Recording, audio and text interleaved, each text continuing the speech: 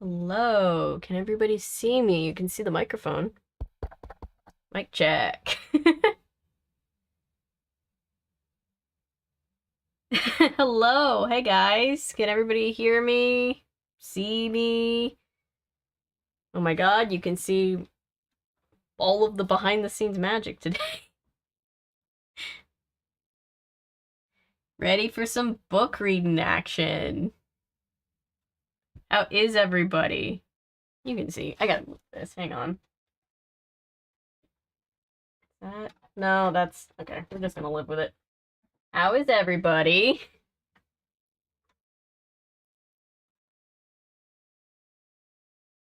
Can see you, can hear you waves. Hi! I'm waving back. You can see that I'm waving back. That's great. We're just gonna live with that one today. You guys know that I have lights and a microphone. Everybody's good? Alright. Pulling up the stream on my phone because I don't have a second monitor, so I use my phone to make sure nothing's going wrong. Alright, nice. Awesome, awesome, awesome.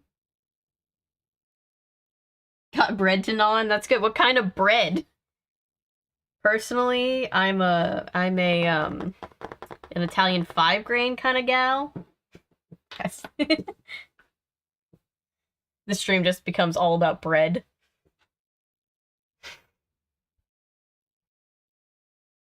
Oh my gosh. So yeah, we are, by the way, the crusty white. Mango smoothies are very good. I like that.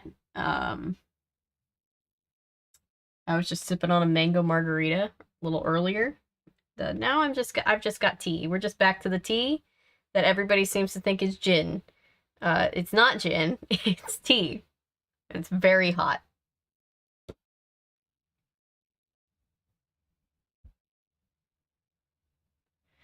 Yeah, so,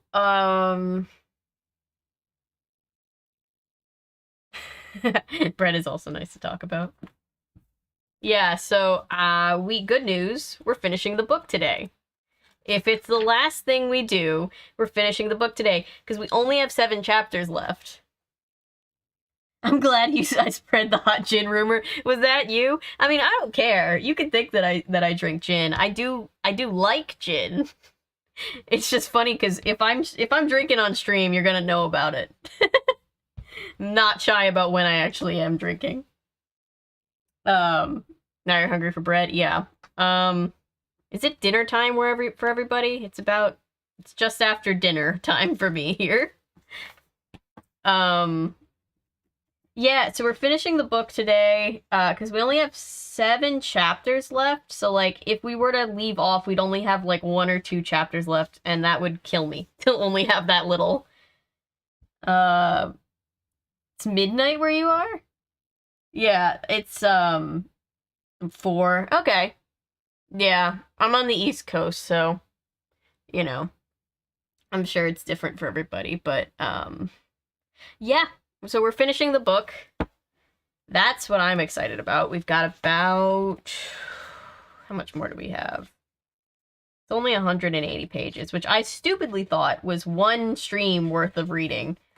And then we did that first stream, and I was like, oh, we're gonna need another stream for this. But we've got this much left of reading to do, so this is on the dock tonight. And then we're done with this book. And if we like reading streams, we can always do them for other books. I know I've gotten some requests to do one for Charlie and the Chocolate Factory since I covered both movies, but that's a discussion for a different time. As far as tonight, what do we have? Where were we in the book? I mean, I know we're here. We're about to start chapter 14. But to catch everybody up, I think most everybody in the chat tonight was here for the other 2, but just in case you weren't, what happened? So Nancy is trying to find an elusive will, because this very nice old man said that he was going to leave money to a bunch of people who really needed it, and then he died, and all of the money went to this really rich family. Yeah, Nancy Drew is with Mr. Tucker. So Mr. Tucker where we left off on the last stream. I'm gonna have to fix this book again. I've had to mend the spine of this book so many times, and I think I'm gonna have to fix it again. Anyway, Nancy Drew, where we left off, she was driving to the nearest police station with a guy named Jeff Tucker. Jeff Tucker is the caretaker, who Nancy was locked in a closet, just kind of left there by some robbers, and the guy ran in and I guess thought that she was one of the robbers. Like, I don't know, like, the whole geography of, like, how he thinks a robber would get himself, like, locked in a closet kind of eludes me still, but he basically made her prove her gender before he would help her, and then she had to talk him through letting her out of the room that she was locked in. It was very strange. Yeah, Jeff Tucker is a riot. He's like kind of like a hillbilly type of older guy, and he's just like very, very strange. He's very eccentric, I guess that's a good way to put it. Gosh, there was an angry dog, burglars everywhere.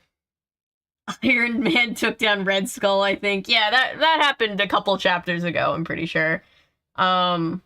If Nancy Drew was an Avenger, though, what would her superpower be, now that we're talking about it? God, I have, like, a bug bite, and it looks way more dramatic than it actually is. Intelligence, yeah. It's weird, the chat is not keeping up with the chat here, but anyway. Keen interest in all the things. Yeah, I think she'd have, like, super intelligence. For sure. Like, I think she'd kind of be like Vision, where, like, you know, Vision just knows stuff because he's got that, like, computer brain. I could see her being that kind of Avenger. So yeah, where we left off, Nancy had been freed from the closet she'd been locked in with not much help from Jeff Tucker, and now she and Jeff Tucker are driving to the nearest police station. She kind of gives up Peter Parker vibes. I can see that too. Yeah, I can definitely see that. Yeah, Nancy's very nice, but she can definitely be salty with people who give her crap. So I can definitely see those vibes.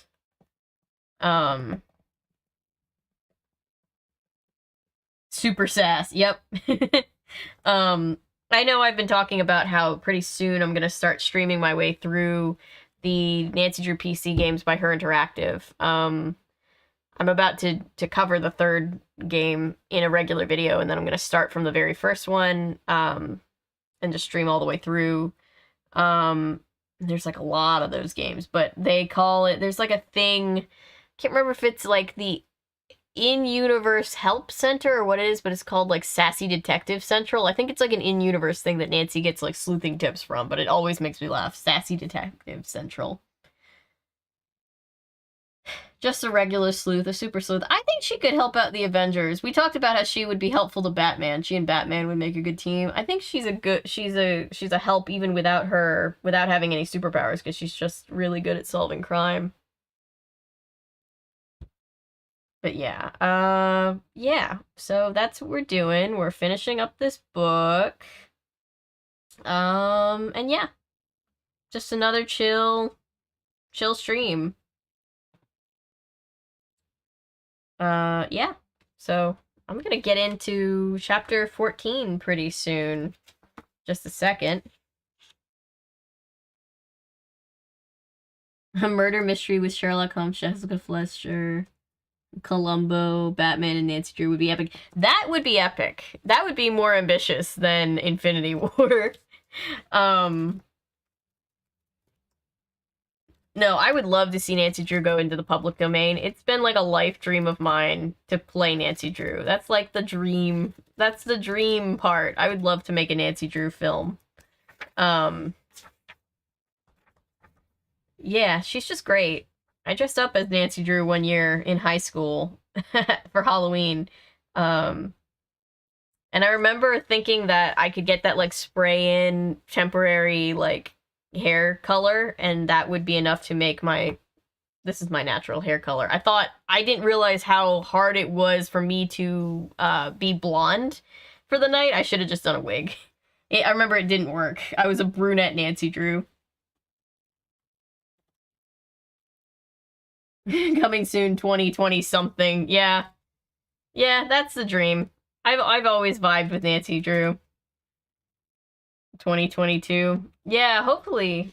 I'd I'd love to do some more short films and stuff just in general. And hopefully some will come out in 2022, but that's off topic. Getting back to the topic of this book and Nancy Drew. All right, so they're racing off to the police station. And by the way, the last time somebody was joking that about somebody said ka-chow.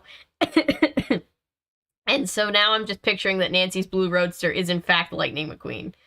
Not to put that in anybody else's head, but that's what I'm picturing in my head.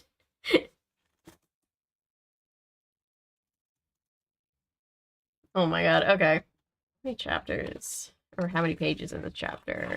Not a lot. 8 pages. So, yeah. Is everybody settled in? Does everybody have a drink or a snack? Speed. I am Speed. Yeah. Would it be epic, though? Yep. Alright. Alright. Chapter 14. A tense chase. Which way is Melbourne? Nancy asked the caretaker when they reached the highway. Down there, he pointed. That's the direction the thieves took, Nancy told him, conveniently, noting the dust and tire marks which revealed the van's exit onto the highway. But, she added, glancing at the dashboard clock, they're probably too far away by this time for us to catch them. Yeah. Yes, ding it, Jeff muttered. We're not even like a paragraph in. He said ding it, as if to say dang it, but it's spelled like a doorbell. Like ding, like I don't know why. Jeff Tucker gets more interesting to me every single second. Nancy drove as rapidly as the law permitted toward Melbourne. Even in a crisis, she's not gonna break the speed limit. All well, Jeff Tucker peered from one side of the road to the other. Those rascal thieves might just have the nerve enough to stop and count their loot, he said to Nancy, so I'm keeping a sharp eye peeled. Thanks, Mr. Thanks, Mr. Tucker.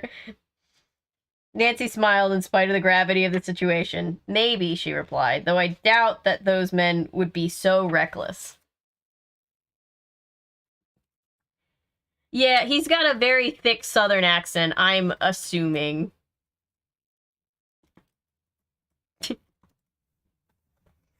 Oh my god.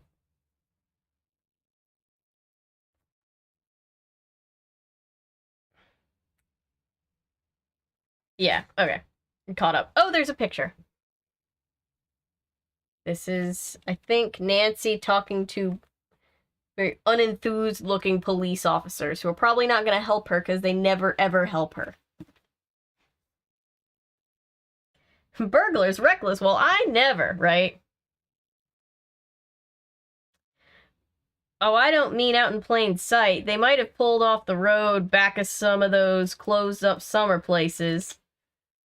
We'll watch for their marks on any dirt side road, the young sleuth said. Jeff became so absorbed in looking for the van's tire marks that he never asked Nancy why she'd come to see him at the Topham house. He's just like, this is my life now. Those fake movers, he said as they neared the outskirts of Melbourne. I wonder how far they went. Nancy did not reply until they came to a crossroad. Then she pointed. They turned north here on this dirt road. How much further is it to Melbourne? Only a mile. As they came into the little town, Nancy asked her companion, which way to State Police Headquarters? Go right down Central Avenue to Maple Street, turn left, and there it is. Does anybody remember the episode of Twilight Zone, The Monsters Are Due on Maple Street? I should do a video about that. Anyway. Reaching headquarters, Nancy parked the car and hopped out. Jeff Tucker followed as he walked briskly into the office. I want to report a robbery, she told the desk sergeant after identifying herself. For a moment, the officer, taken aback, looked in astonishment at Nancy. You've been robbed, he asked, in our town? No, no, Nancy cried out. She then gave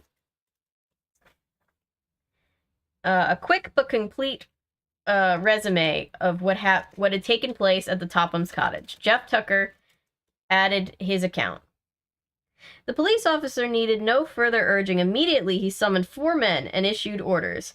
Now, he said, turning to Nancy, have you any idea which road the thieves took? Yes, officer. When we passed the road crossing a mile outside of town, I saw their truck tracks on the dirt road leading north. I'll be glad to show you. Good. Lead the way. But first, I'll send out a general alarm. This is the first time I've ever seen, like, super helpful cops. In these books, mostly. But, in general, they're never helpful to Nancy at all. Like, they just don't care. Like, yeah, whatever. She's a teenager.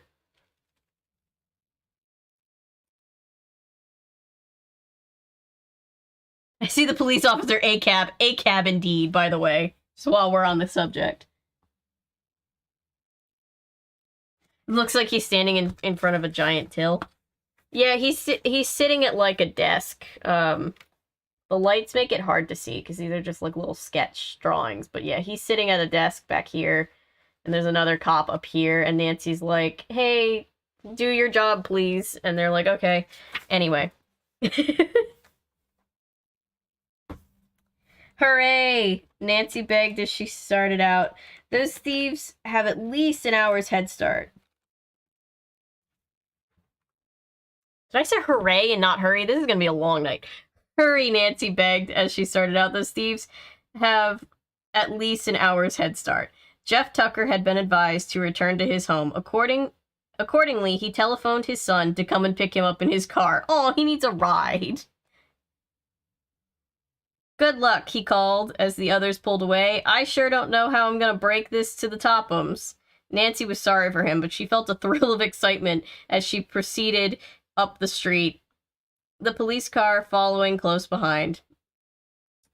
Beyond the town, Nancy chose the road which she felt certain the thieves had used. The 2 cars sped along until Nancy unexpectedly came to a fork.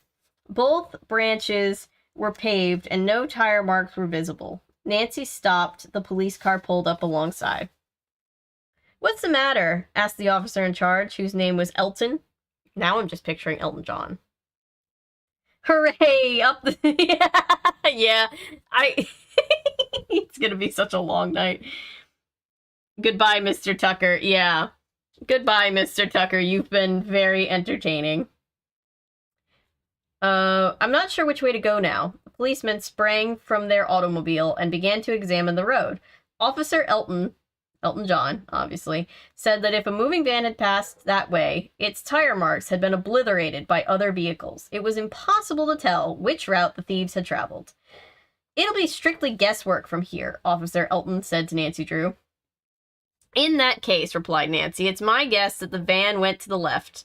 She pointed to a sign which read, Garwin 50 miles. Isn't Garwin a fairly large city? She queried. Yes. Perhaps the thieves headed that way to dispose of the stolen furniture. The officer nodded approvingly. Sounds reasonable, he said. Well, in any case, we can't go much farther, because we're near the state line. Nancy had another thought. I'll take the road to Garwin and swing around towards River Heights, she smiled. If I see those thieves, I'll let you know. Well, you watch out, young lady. Those men may look you up again. She really got the, you be careful now, little missy. I will. Anyhow, there'll be plenty of traffic as soon as I reach the main highway. Without giving the policeman an opportunity for further objection, Nancy started up and swung her car to the left. She noted in her rearview mirror that the squad car had turned onto the right-hand road. The officers must have picked up a clue, Nancy said to herself. But I certainly wish I could spot the van and maybe have a chance to look in that old clock. Nancy soon reached the main road. A mile after mile of highway spun behind her, and Nancy's hopes grew dim. There were a number of side roads, and one of which the moving van might have taken to elude pursuers. The young sleuth decided to adhere to her original theory that Sid and his pals had headed for Garwin and kept on the main highway. Those thieves think Jeff and I are still locked up and won't suspect they're being followed, she assured herself. Smiling, she thought hopefully, and in that case, they won't be on their guard. About 10 minutes later, Nancy stopped at a service station to have her car refueled, and on impulse, asked the attendant, "Did you by any chance see a moving van pass here recently?" "Sure did, miss," was the prompt answer. "About half an hour ago. I noticed it because the driver was going at a terrific speed for a van." Heartened, Nancy thanked him and resumed her pursuit, going past the turn for River Heights. If only I can overtake the truck and somehow examine the Crowley clock before I have to report to the police, she thought. Again, time elapsed, and Nancy still saw no sign of a moving van on the highway. It was growing dusk, and she decided that she would have to admit defeat. "I never caught up to them," she sighed in disappointment, and turning onto the opposite lane, headed back for River Heights Road. Just then, Nancy recalled that a little beyond the service station where she had stopped, she had noticed a rather run-down old inn. It was a slim hope, she knew, but the thieves might have put their van behind it while having a meal there. "I'll go in and ask anyhow," she decided. Nancy increased her speed as much as she dared, and within a few minutes came in sight of the inn. It stood back from the road a short distance and was half hidden by tall trees. In front of the building, a battered sign bearing the name Black Horse Inn creaked back and forth on a post. There was no sign of the van. Beyond the inn, Nancy glimpsed a garage and a large barn. The doors to both were closed. "I wonder," mused Nancy, "if the moving van is parked inside either one." At the far side of the inn was a small woods with a narrow road leading into it. For safety's sake, Nancy thought it best to park her car on the little used road. She turned off the car lights, pocketed the key, and walked back to the curving driveway leading into the inn. As Nancy made her way forward, her heart pounded. There were tiny marks which could belong to Sid's van. They led to the barn. "Maybe those thieves are eating," she thought. "I'll look."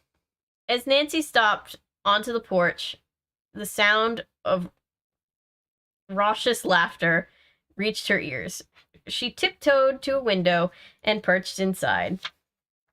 What the young sleuth saw made her gasp, but she felt a glow of satisfaction. In a dingy, dimly lighted room, 3 men were seated about a table, eating voraciously. They were the thieves who had robbed the Topham bungalow. End of chapter.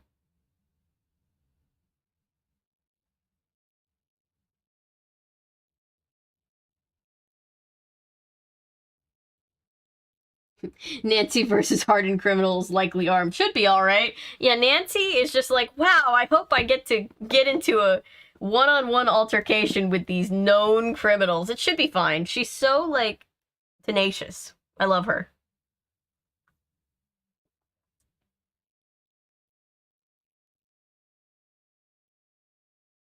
Yeah, no officers going with her, either by carpool or their own car. Can't go anything go wrong there, right? Like, yeah, this is surely gonna work out. Not sure I'd gasp. Depends on their table manners, which would probably be pretty yeah. She's like, I imagine too. She's like looking in the window, and I imagine in my brain the thieves are sat at a table like directly inside, and no one looks up and is like, "Oh, that's that girl we locked in a closet earlier today." I'm sure she just wants to talk. Oh my god, yeah. So that's where we are.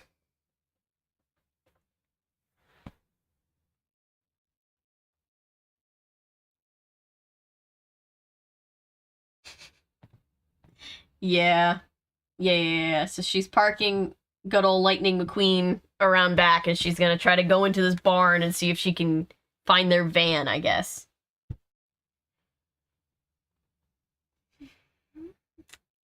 saying that the police officers are happy to wave Nancy away but don't accompany her because they had pressing matters elsewhere in a town that they were shocked to hear there was a theft. Yeah, they're just like they just don't want to do their job, you know? They're just those typical cops that are like, "Oh, you got your stuff stolen? That's a shame."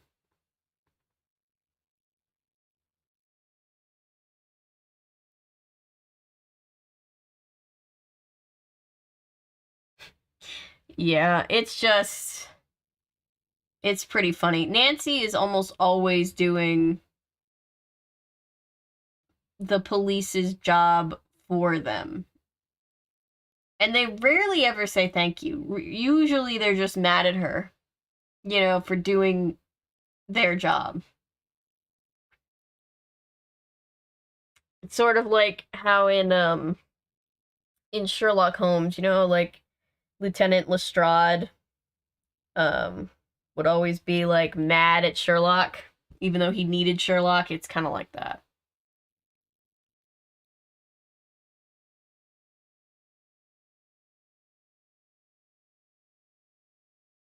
Yeah, your stuff was stolen. Well, what do you expect us to do about it? Is typically anybody the resounding slogan of police whenever anybody reports anything stolen.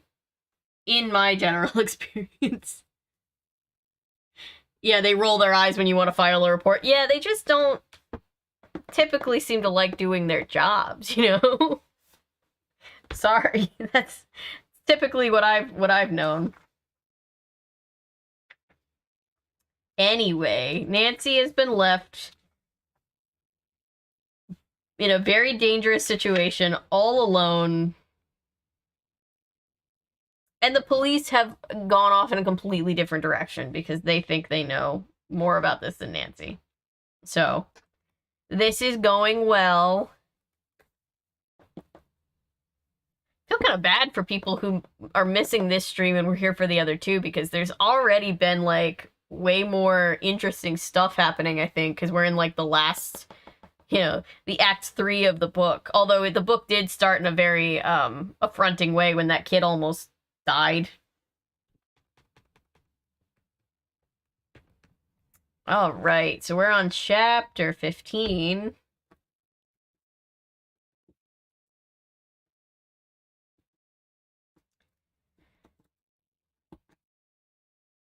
Yeah.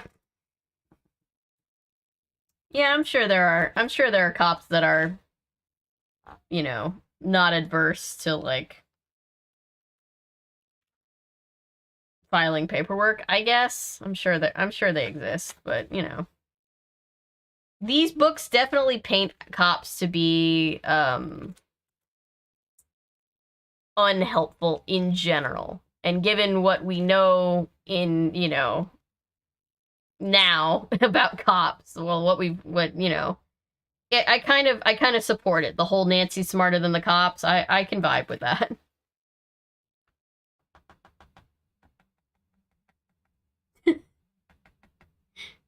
Yep, chapter 15. I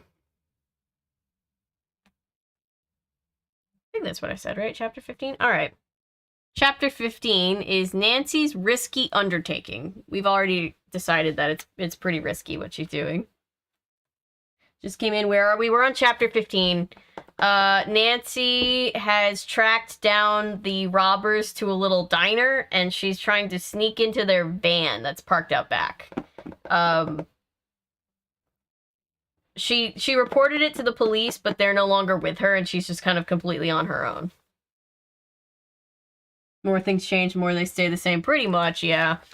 Yeah, there's some things, like we talked about in these books, that are super, like, outdated, and you remember the book is almost 100 years old, and then some things you're like, yeah, it's pretty much the same.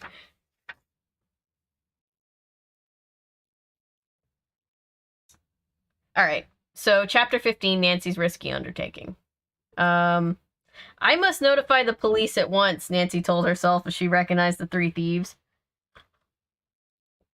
Turning away from the window, she crept noiselessly from the porch. She was about to make a dash for her car when a sudden thought occurred to her. If the gang have parked their van in a barn, now's my chance to look for the Crowley's clock. I'm sure those men will be eating for a while, or they may even be staying overnight. Acting on the impulse, Nancy sprinted to her car. Hastily, she snatched a flashlight from the compartment, since it was now dark outside. The single compartment. The glove compartment, I guess. She made her way cautiously to the rear of the inn.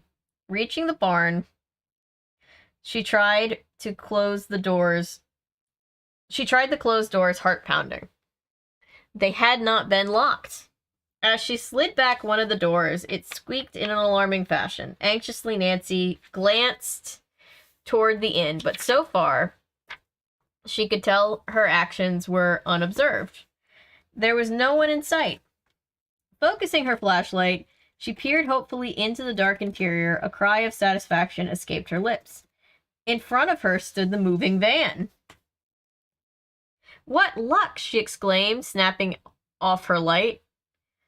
With one last cautious glance in the direction of the inn, she hastily stepped inside and closed the barn door. With it shut, the interior of the barn was pitch dark. Nancy switched on her flashlight again and played it over the moving van. She saw that its rear doors were closed. Securing a firm grip on the handle, she gave it a quick turn. To her dismay, the door did not open. The thieves had locked the van. Oh dear, now what shall I do? I thought nobody locked their cars in 1930. I'll never be able to break the lock. Desperately, Nancy glanced about. She dared not remain many minutes in the barn, lest the thieves return and find her there. But she had to find out whether the Crowley clock was in the van. Perhaps the keys were left in the ignition, Nancy thought hopefully. She rushed to the front of the van and clambered into the driver's seat. But there were no keys hanging from the ignition lock. Nancy's mind worked frantically. She must find the keys. Perhaps the men had not taken them into the inn, but had concealed them in the truck. Suddenly, she remembered the people sometimes hide automobile keys under the floor mat. It was barely possible that the thieves had done this. Hastily, she pulled up a corner of the mat. Her flashlight revealed a small ring of keys. Luck was with me this time, she murmured, and quickly snatching up the ring, she ran back to the rear of the van. Super convenient, but you know what? Good for her. After trying several of the keys, she at last found which one fitted the lock. Turning it, she jerked to open the door. Nancy flashed her light about inside the truck. To her joy, she recognized the van's contents as the furniture stolen from the Topham cottage. What will I do if the clock is on the bottom of the load? Nancy wondered as she surveyed the pile of furniture. I'll never find it. Dexterously, she swung herself up into the truck and flashed the light slowly about on the chairs, tables, rugs, and boxes. There was no sign of the Crowley clock. Then the beam rested for a moment on an object in a far corner. With a low cry of delight, Nancy saw that her search had been rewarded. Protected by a blanket, an old-fashioned mantel clock rested on top of a table in the very front of the van. We did it, guys. We found the old clock. Hi, Paula. Yeah, Nancy is very gutsy, and sometimes it scares us.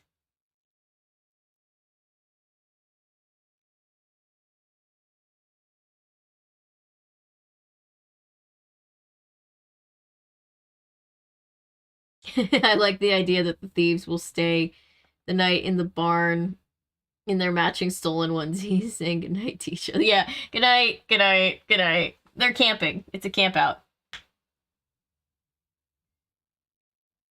Yeah, they took really good care of the stolen items. They must have been trying to, like, sell them or something later on.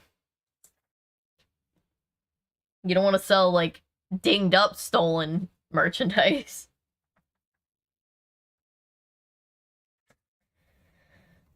The young sleuth scrambled over the pieces of furniture as she tried to reach the clock. Her dress caught on something sharp and tore. Finally, she arrived within arm's reach of the blanket. She grasped it carefully, pulled it She grasped it and carefully pulled the clock toward her. One glance at the timepiece assured her that it fitted the description Abby Rowan had given her. It had a square face and the top was ornamented with a crescent. "The Crowley clock at last," Nancy whispered, almost unbelievably. But as she stood staring at it, her keen ears detected the sound of voices. "The thieves! I'll be caught," flashed through her mind, "and I won't be able to escape a second time." Clutching the blanket and the clock tightly in her arms, Nancy scrambled over the piled-up furniture and struggled to get out of the truck before it was too late. Reaching the door, she leapt lightly to the floor. She could now hear the heavy footsteps coming closer and closer. Nancy shut the truck doors as quickly as possible and searched wildly for the keys.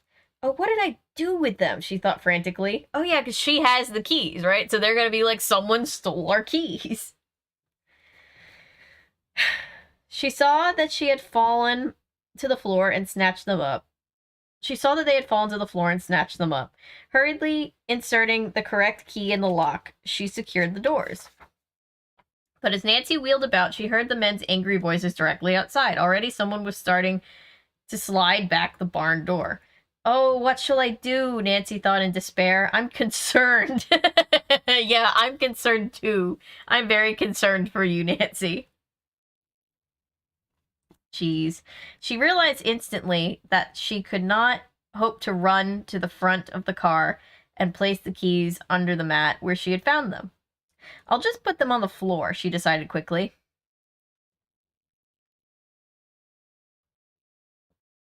So she's going to put them on the ground and pretend like, so they think they just dropped them. Okay. Maybe the men will think they dropped them. There we go.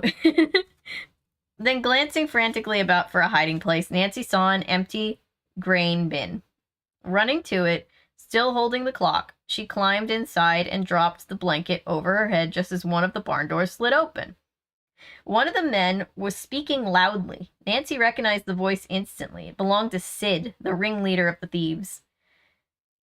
"You had enough to eat," he growled. "We're going to get out of here before we have the cops down on our heads. As we determined, the cops are nowhere around. That's not what they need to be afraid of. They need to be afraid of the Nancy Drew Clue crew." He climbed into the cab and turned on the headlights. Nancy held her breath. Would her hiding place be discovered? But the men apparently did not even look towards the bin. In a moment, Sid cried, "What did you do with those keys? I thought you put them under the floor mat." "I did." "Well, they ain't here." "Honest, boss, Then come and find them. Don't be all night about it either." Okay. All right. Get out of the way and give me a chance. As Jake went to the truck, there's so many robbers and so many names for them, and I can't keep them all straight. As Jake went to the truck and began a careful search for the keys, Nancy listened fearfully from her hiding place. "Say, if you've lost them," the leader did not finish the threat, for at that moment the third man announced, "Here they are on the floor. You must have thought you'd put them in your pocket, Jake, and dropped them instead." "I didn't," the other retorted. The thieves were obviously in a quarrelsome mood. Just then the leader interposed. "Cut out the yakking. We ain't got no time for a fight unless we want to land behind bars. And if we do, it'll be your fault, Sid Sachs. You left the girl to starve." "Shut up," the leader snarled. I love when criminals yell loudly about the crimes that they've committed. After a few more angry words, the three thieves climbed into the front seat, and a moment later the engine started. In relief, Nancy heard the men go. The moment they were a safe distance from the barn, she climbed out of the bin. Nancy watched long enough to make certain that the van had taken the road to Garwin. Then, snatching up her flashlight and clutching the precious clock in her arm, she turned and ran. "I better cut through the woods," she decided. As Nancy darted among the trees, she cast an anxious glance over her shoulder, but to her intense relief she saw that she was not being followed. There seemed to be no one in the vicinity of the Black Horse Inn. I had a narrow escape that time, the young sleuth told herself as she ran. Nancy's like that Simpsons meme with the little kid where he's like, I'm in danger. I hate to think what might have happened if I had been discovered. She clutched the mantel clock more tightly in her hands. But it was worth the risk I took. I found the clock, and maybe the secret of Josiah Crowley's will. Reaching the car, Nancy sprang inside. She took the keys from her pocket and inserted it in the ignition lock. I'll notify the police as fast as I can, she decided. Perhaps the state troopers can catch those men before they dispose of the furniture. Then, just as Nancy was about to start the motor, her glance fell upon the Crowley clock, which she had placed on the seat beside her. I wonder if she buckled it in.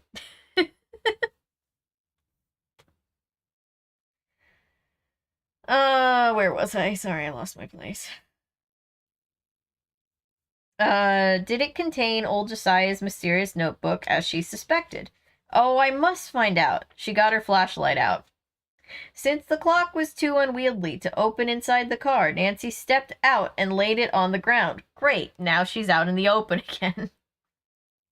She unfastened the glass door and ran her hand around the walls. There was nothing inside. She tried the back. Only the mechanism of the timepiece was there. Gone, Nancy groaned. Oh dear, has my luck run out? No, I think you're having a pretty lucky night, all things considered, girl. Could it be, she wondered, that the Tophams had discovered the notebook, only to destroy it? Nancy discarded this thought as quickly as it came to mind, for she recalled the conversation she had overheard between Ada and Isabel. No, the Tophams were as ignorant as herself concerning the location of a later will. It was more likely that Abby Rowan had been confused in her story. After all, she had not declared that the notebook would be found inside the clock. Nancy herself had made the deduction. Then Abby wouldn't have been confused. You would have just been confused, Nancy. I was almost certain I'd find the notebook, she murmured in disappointment. But a moment later, she took heart again. It must have been here somewhere, she told herself. Turning the clock upside down, Nancy gave it a hard shake. Something inside moved. Hopefully, she repeated the action. It's a clock. Lots of stuff is moving around in there. Unless I'm wrong, Nancy thought excitedly, there's something inside the clock, besides the works.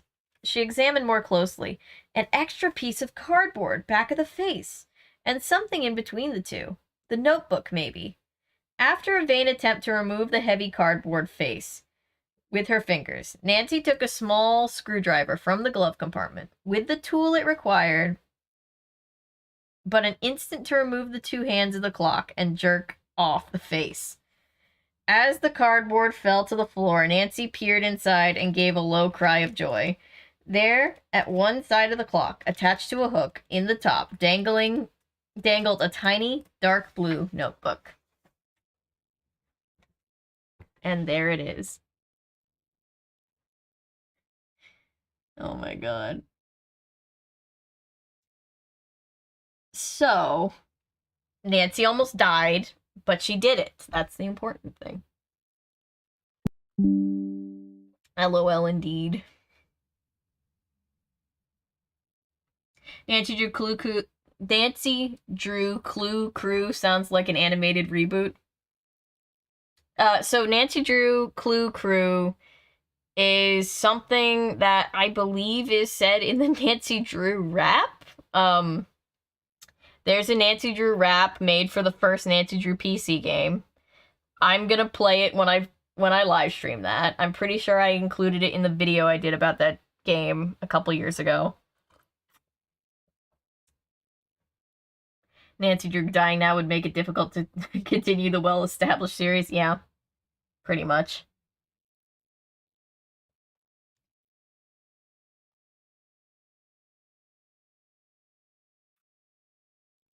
Be terrifying IRL. Yes, it would. Anxious, rather. Me? Am I anxious? I think I'm okay. I'm still working everything out, like reading and such, but sorry if I'm tripping over stuff. Nancy Drew rap. Yeah, there's Nancy Drew rap.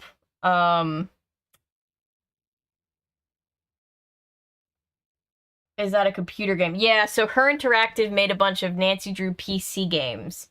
I've covered 2 of the PC games in like normal videos on the channel about a year or 2 ago, and I'm about to cover the 3rd one because it's my favorite game, or one of my favorite ones, and it's really silly. It's gonna get its own video, and then I'm going to launch a series of live streams, just going through the games one at a time, and I think they'll be really fun because they're puzzle games and all that good stuff. If Nancy was spitting the bars, the rap would be better. I can pull up the rap real quick. Yeah, a Nancy Drew PC game with its own rap. It's very, might be the saddest thing I've ever heard. Yeah, I gotta pull it up. I just gotta pull it up now. It's too... I guess she could reincarnate to continue the books or be a ghost. I feel like somebody has said that in one of the previous live streams. It's like, yeah, surprise, Nancy's a ghost for like all but the first book. Yeah, I think I'm just... Here, this will be the easiest way to pull it up, because now I feel bad that you guys don't know what the rap Lady is. Gaga, have you ever taken advice from a stranger? No, hang on. Tried to pull up the Nancy Drew rap, and Jimmy Fallon's short came up, and I was like, that's not what I wanted.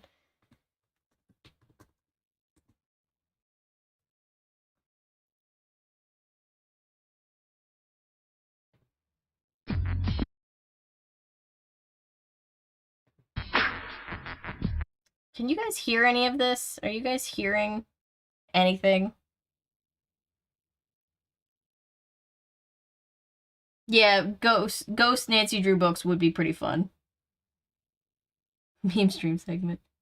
Jimmy Fallon, nah. Yeah, agreed. Can you hear, if I start playing this, is everybody hearing it? Like a bullet from a gun. I don't know she why I arrived can't. on the scene. A young detective who doesn't know the meaning of fear when she's hot on the case.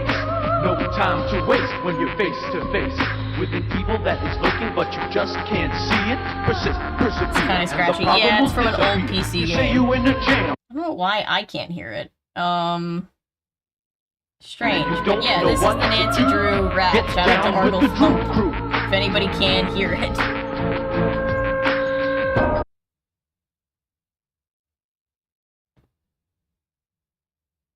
Yep. Yep. It's a lot. I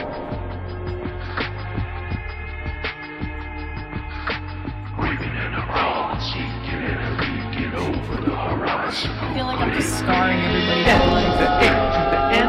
Kinda like it, but it's not very good. Yep.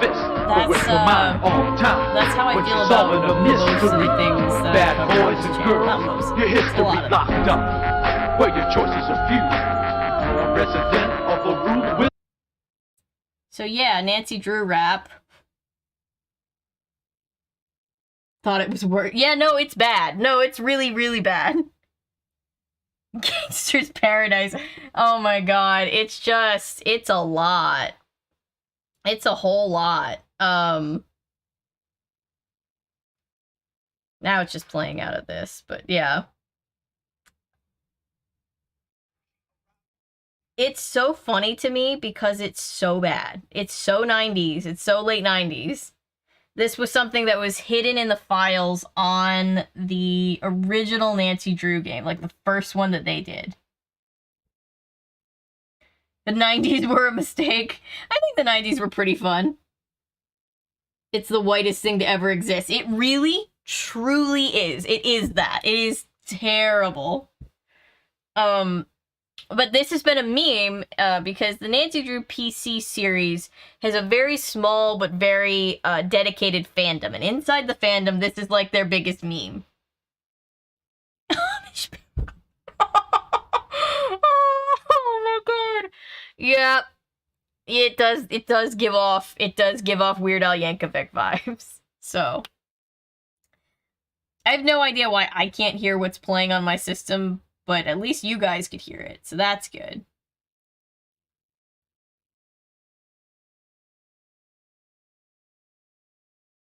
Yeah, so that's that. I'm glad everybody's scarred. Is everybody still with me?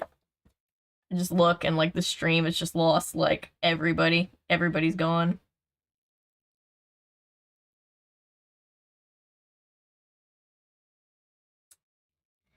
Yeah. Goes hip hop. I genuinely don't know why they felt the need to include that, but alas, there it was.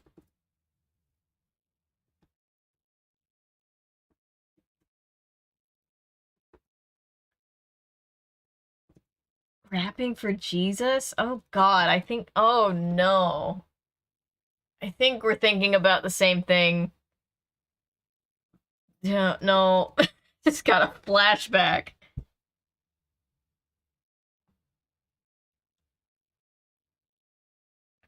Gifted you with whatever the hell that was, yeah. The effort was real. Yeah, I do my best. If I can scar at least one person, then I've done my job. Oh.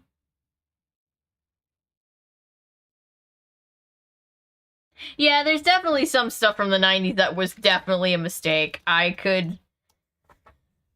feel like I spent half my time on this channel talking about stuff from the 90s. The 90s playlist out of all the decade playlists has more videos than anything. And yeah, there's a lot of stuff from the 90s that's real bad.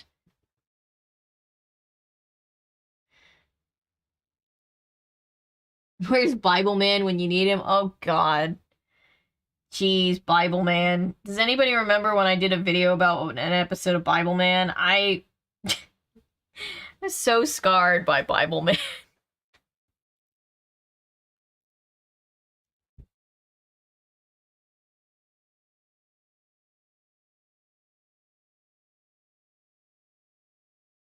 I do genuinely, speaking of all that, I do want to do a video on the episode of Larry Boy. You know, the rumor weed. I talked about that in the Little Shop of Horrors video. That genuinely is a video that I want to do. Because that was hilarious. Look at chucks are taking. Yeah. I know, I love when,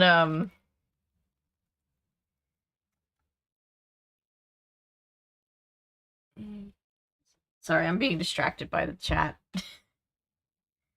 Nick was pretty cool in the 90s. Holy water acid bombs would have been a great Bible Man weapon, probably. Bible Man was strange. I know there's a lot of people who really love it, but it was just, I did not care for Bible Man. Oh my god. Yep. So that's a thing. Yeah, so I guess, is anybody ready to get into the next chapter?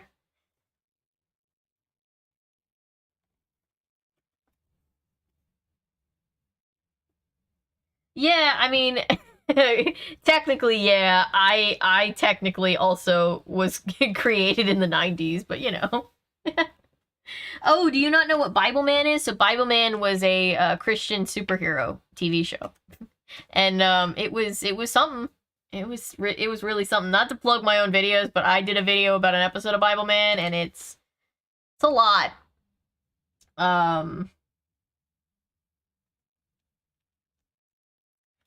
Scott Kramer has a good overall about Bible Man. And he goes into, like, everything from, like, the things that, in his opinion, Bible Man did right, and also some real harmful stereotypes that Bible Man was also guilty of, because of course they were. It's a whole thing. Like, Bible Man is just this really strange 90s to early 2000s creation. And it's a lot. Yeah. Yeah, it was one of the earlier videos that I did. Did it get a reboot for real? Seriously? That's interesting, honestly. Yeah, Bible Man was a lot.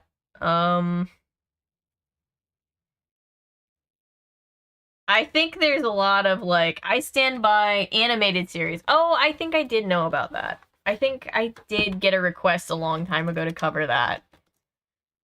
And I still felt like I was recovering from the Bible Man video that I did, so I didn't cover it, but maybe one day. Yeah. Yeah.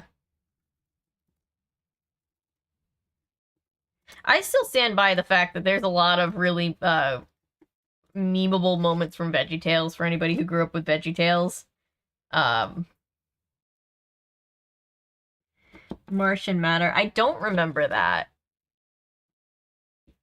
What was that about? It sounds fun.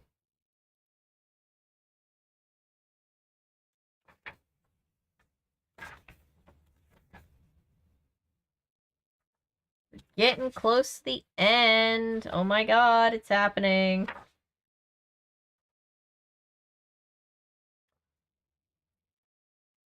Yeah. Covered a lot of stuff from the 90s. VeggieTales is pretty fun. Yeah, as far as, like, yeah, like, there were some genuinely funny moments of VeggieTales. The cheeseburger song is a bop. Oh, I don't know if that's my nostalgia clouding my judgment or if it was actually good, but... Marvin the Martian. That sounds so familiar.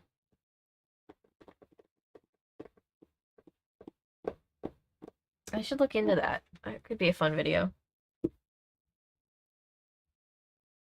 Oh, it was a toy remade non-edible measures. The kitchen jingle. Okay. Yeah. I think I know what you're talking about. Yeah.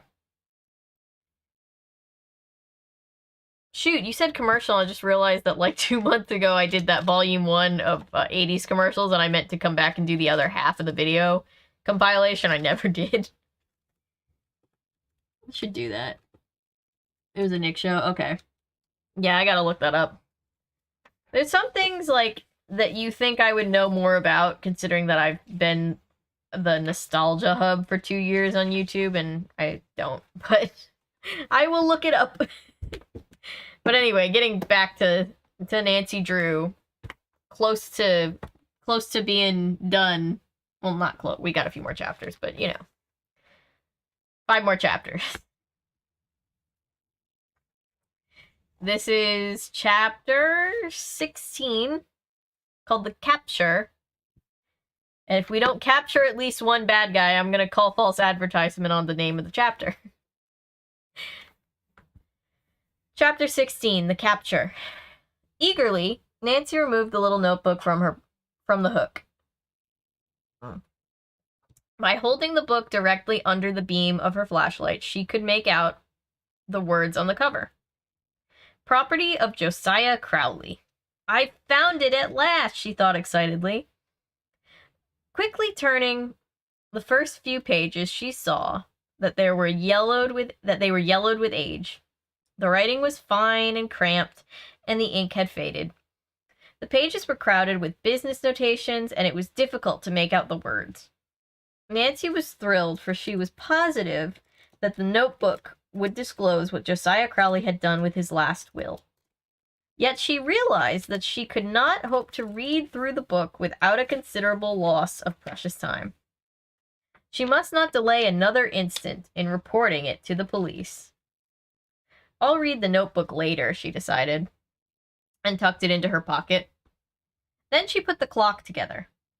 Hurriedly laying the timepiece back on the car seat, Nancy covered it with her coat and slid behind the wheel. Starting the engine, she swung the convertible onto the highway. Nancy cast an anxious glance in the direction that the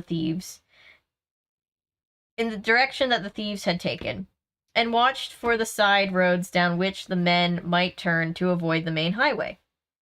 Perhaps I'd better phone the state police from the first service station, or store I come to. Then suddenly she noticed a sign, alternate route to Garwin, main road under repair.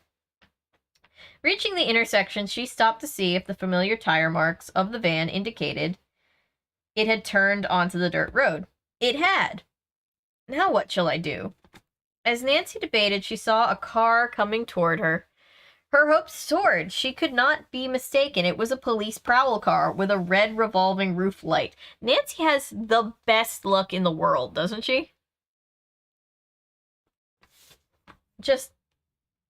she's a great detective, but she also has a lot of luck. Instantly, Nancy grabbed her own flashlight and jumped from the car. Standing at the side of the road, she waved her light. In a few minutes, the police sedan stopped. "I'm Nancy Drew," she said hurriedly to the two men inside. "Are you looking for the furniture thieves in the van?" "Yes, we are. You're the girl who reported them?" Nancy nodded, then pointed down the side road. "I think those are their tire marks. The men were at the Black Horse Inn, but left." "You can identify them?" the driver asked. "Oh, yes." "Then please follow us. I'll radio for a car to approach the thieves' van from the other end of the road." The police car sped down the back road to Garwin, with Nancy following closely behind. They rode for several miles. "Oh dear," thought Nancy. "I must have been wrong. We should have overtaken the van by this time." Another 10 minutes passed. Then, unexpectedly, she caught a glimpse of a red tail light on the road far ahead. "It must be the van," Nancy told herself hopefully. "The light doesn't appear to be moving fast enough for the automobile." Evidently, the police were of the same opinion, for at that moment the car slowed down. Nancy figured that they would not stop the van until they saw the other police car arrive from the opposite direction. A few moments later, she could see headlights in the distance. The squad car in front of Nancy now sped ahead and pulled up alongside the van. "Pull over," one of the officers shouted to the man in the cab. Instead of doing so, the van put on a burst of speed. But in order to avoid smashing into the oncoming squad car, the driver pulled too far to the right. The van swerved sharply. Its two right wheels went off into a deep ditch and the vehicle toppled over. Oh my god. In an instant, the officers were out of the car and had the fugitives covered. By this time, Nancy, who had stopped her car at the side of the road, came running up. One of the officers turned to her and asked, "Can you identify these men?" As a light was flashed upon each of them, the thieves in turn... Nancy nodded. "This one is Sid, who locked me in the closet," she declared, pointing to the leader. "The others are Jake and Parky." She's like, "Yeah, I remember all of your names." The prisoners stared in complete disbelief. They were astounded to see Nancy Drew standing there. When it dawned on Sid that she evidently was responsible for their capture, he started to say something, then changed his mind and remained silent. The prisoners were quickly identified from licenses and other papers and as wanted criminals. One of the other officers opened the rear of the van and asked Nancy if she could identify the stolen furniture. "Some of it," she replied. "The desk was taken from the room in which I was locked in the closet." "Good enough," said the trooper. "These men will get long sentences for this.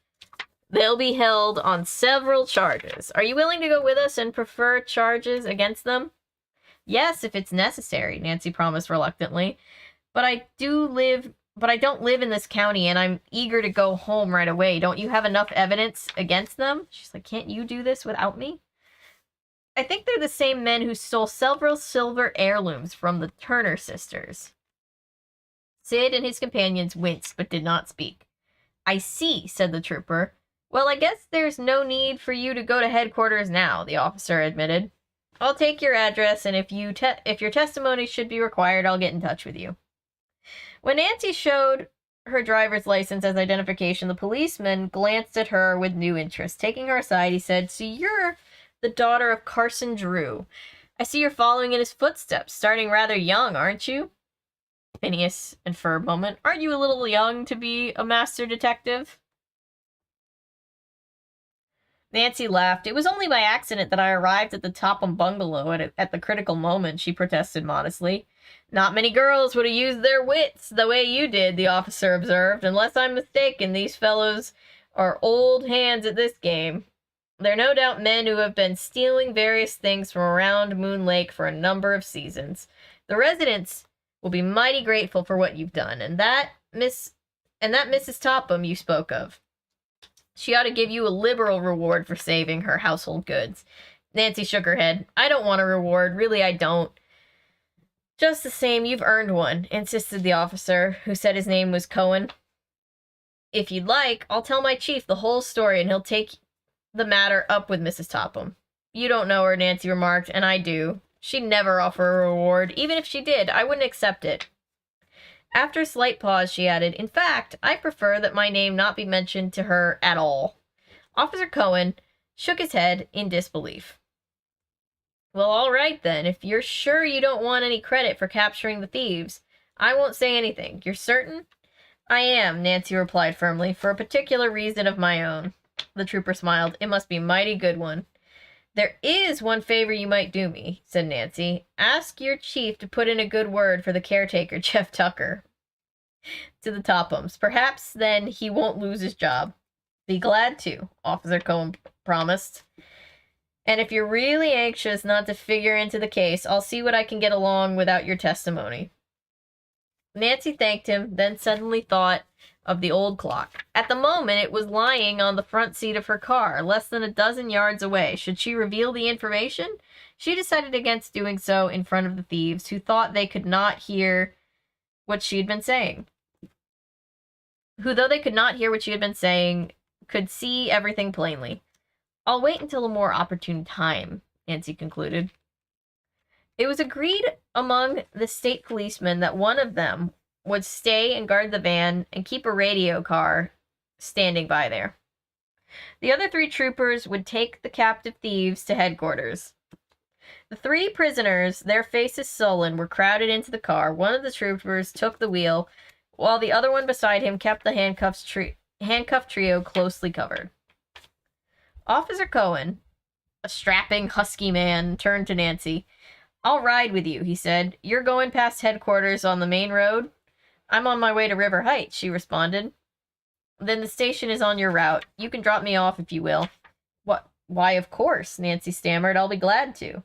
At once she thought of the Crowley clock.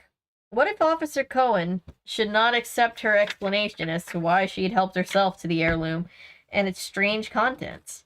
If this happened, her progress in solving the mystery might receive a serious setback. Even as the disturbing idea raced through her mind, the trooper started towards her blue convertible. Nancy braced herself. I'll just have to fess up, she said to herself, and take the consequences. End of chapter. Furniture Thieves is a great name for a band. I'm going to add that to the list. I just added one to the list because there's a new... we came up with a new one in the newest video that I filmed. It comes out tomorrow. I'm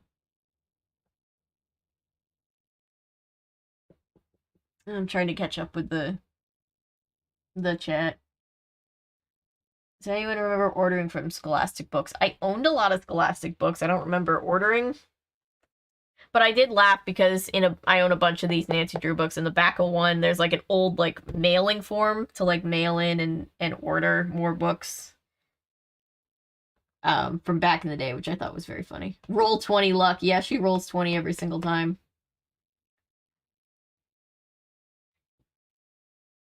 Nancy's Avengers power is luck. Yep. She's like, what's her name? I'm blanking on her name from Deadpool. I love her.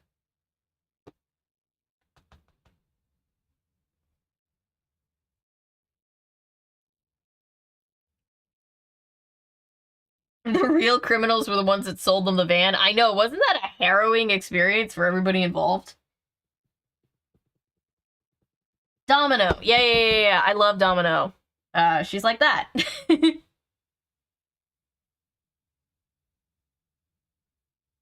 Fill it out and see what happens. I should, honestly. I don't think anything would happen.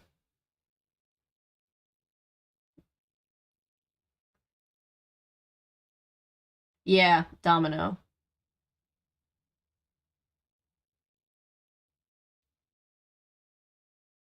A girl with wits. I know, I love the cop is like, not many girls would have thought to report this incident to the police. It's like, really, dude?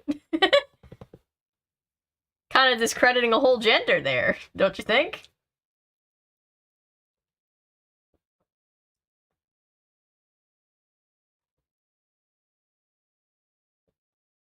Yep. Yep. I'll wait for a more opportune time. Yep. Yeah, it's real. Nancy Drew does a lot of talking to herself in these books.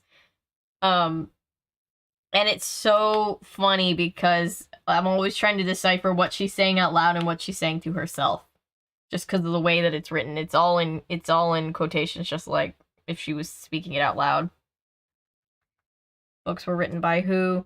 The books, Nancy Drew, they all say written by Caroline Keene, which was a pen name. Caroline Keene never existed. It was basically just a boardroom of ghostwriters just sitting around writing Nancy Drew books. I believe when they released Nancy Drew for the first time, this was the first one, but the next two ones were all released within the same year. Like, there were 3 of them. So they just churned these books out.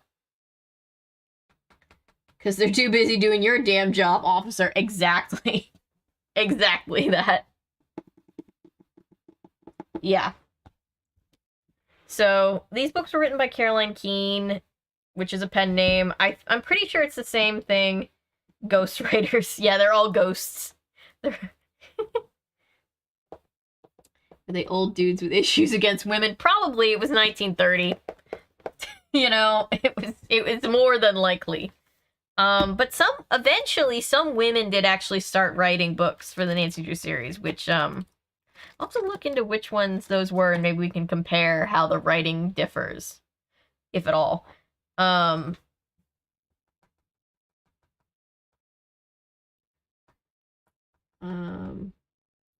Look up the address for the order form, see if it still exists. Yeah, I really should. I'll have to do some investigating work of my own, see if it's real still.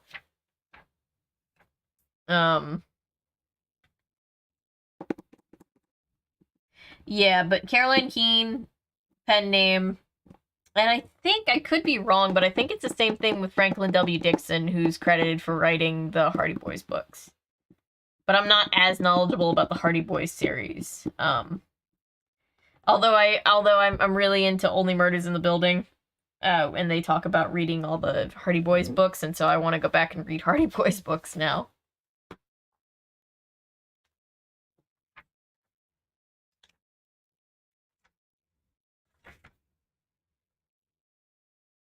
It's like accidental page turning ASMR.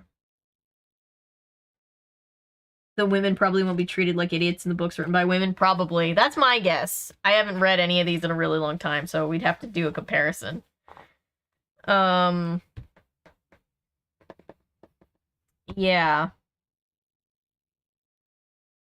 How many chapters left again? I lost count. We're about to start chapter 17. There's 20 chapters, so 4 chapters left. We're making good time. So Nancy has caught the thieves. So she solved, like, part of the mystery. So the only thing left is she's got to find the will. And inevitably she will, and then she'll have to break the news to the Tophams that they're not getting all that money, right? I assume. I think that's what's gonna happen. Anyway, we've got another short-ish chapter.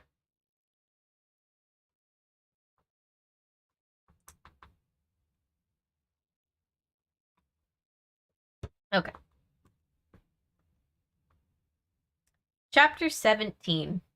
Strange Instructions. For the next few seconds, Nancy's mind worked like lightning as she rehearsed what she would say to Officer Cohen. One idea stood out clearly. The police were concerned in the theft of the furniture, so she would hand over the clock. But they were not involved in locating Mr. Crowley's missing will. For this reason, the young sleuth felt justified in keeping the notebook. She would turn it over to her father and let him decide what disposition should be made of it. After all, Nancy told herself, Dad is handling the Crowley case for the Hoovers, and even the Turners and Miss Rowan in a way. By this time, she and the trooper had reached her car.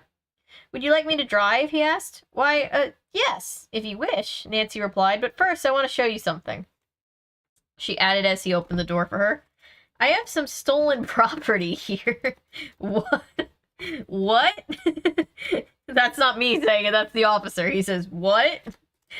Quickly, Nancy explained that she had taken the responsibility of trying to learn whether or not the van held stolen furniture. I recognized a few of the pieces and possibly the clock, which the Tophams had told me about. I took it out to examine it. Then I never had the chance to get it back without being caught. I'm sure the Tophams will identify it as the old clock as their property. Nancy's explanation seemed to satisfy the officer.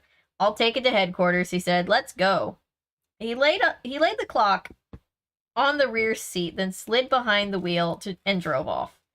It was nearly midnight when Nancy, tired and worn from her long ride, reached the Drew home in River Heights. As she drove into the double garage, she noticed that her father was gone. A glance at the house disclosed that the windows were dark, with the exception of a light in the hall. Hannah Gruen must be in bed. Of course she's not expecting me, Nancy reasoned. I wonder where Dad can be. Oh, I hope he'll get home soon. I want to tell him about my discovery right away. After locking the garage door, she went to the kitchen entrance and let herself in. Her eyes lighted on the refrigerator. Yeah, I thought I read that wrong. Her eyes lighted on the refrigerator. And suddenly, Nancy realized she was very hungry. Many hours had passed since she'd eaten.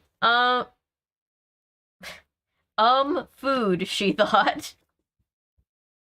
I thought I read it wrong. It just says, food, exclamation point. Which, same, I feel that, but that's just very funny.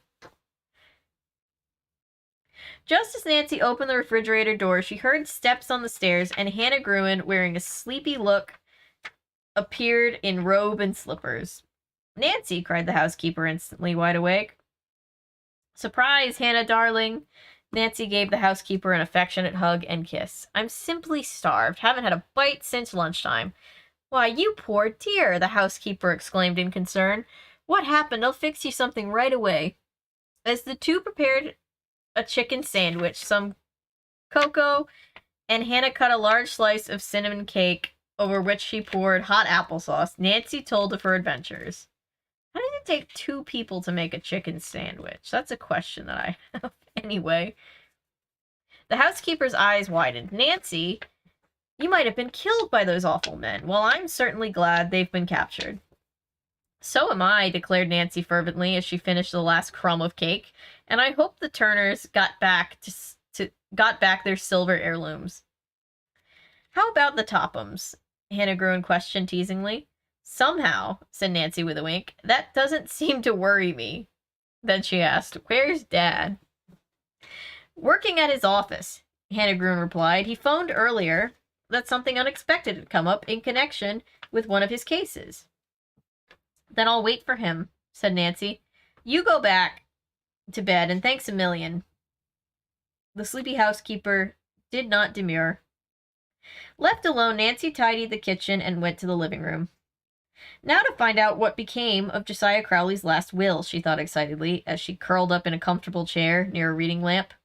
Carefully, she thumbed the yellowed pages, for she was afraid they might tear. Evidently, Josiah Crowley had used the same notebook for many years. He certainly knew how to save money, she mused. Nancy read page after page, perusing various kinds of memoranda and many notations of property owned by Mr. Crowley. There were also figures on numerous business transactions in which he had been involved. Nancy was surprised at the long list of stocks, bonds, and notes which apparently belonged to the estate.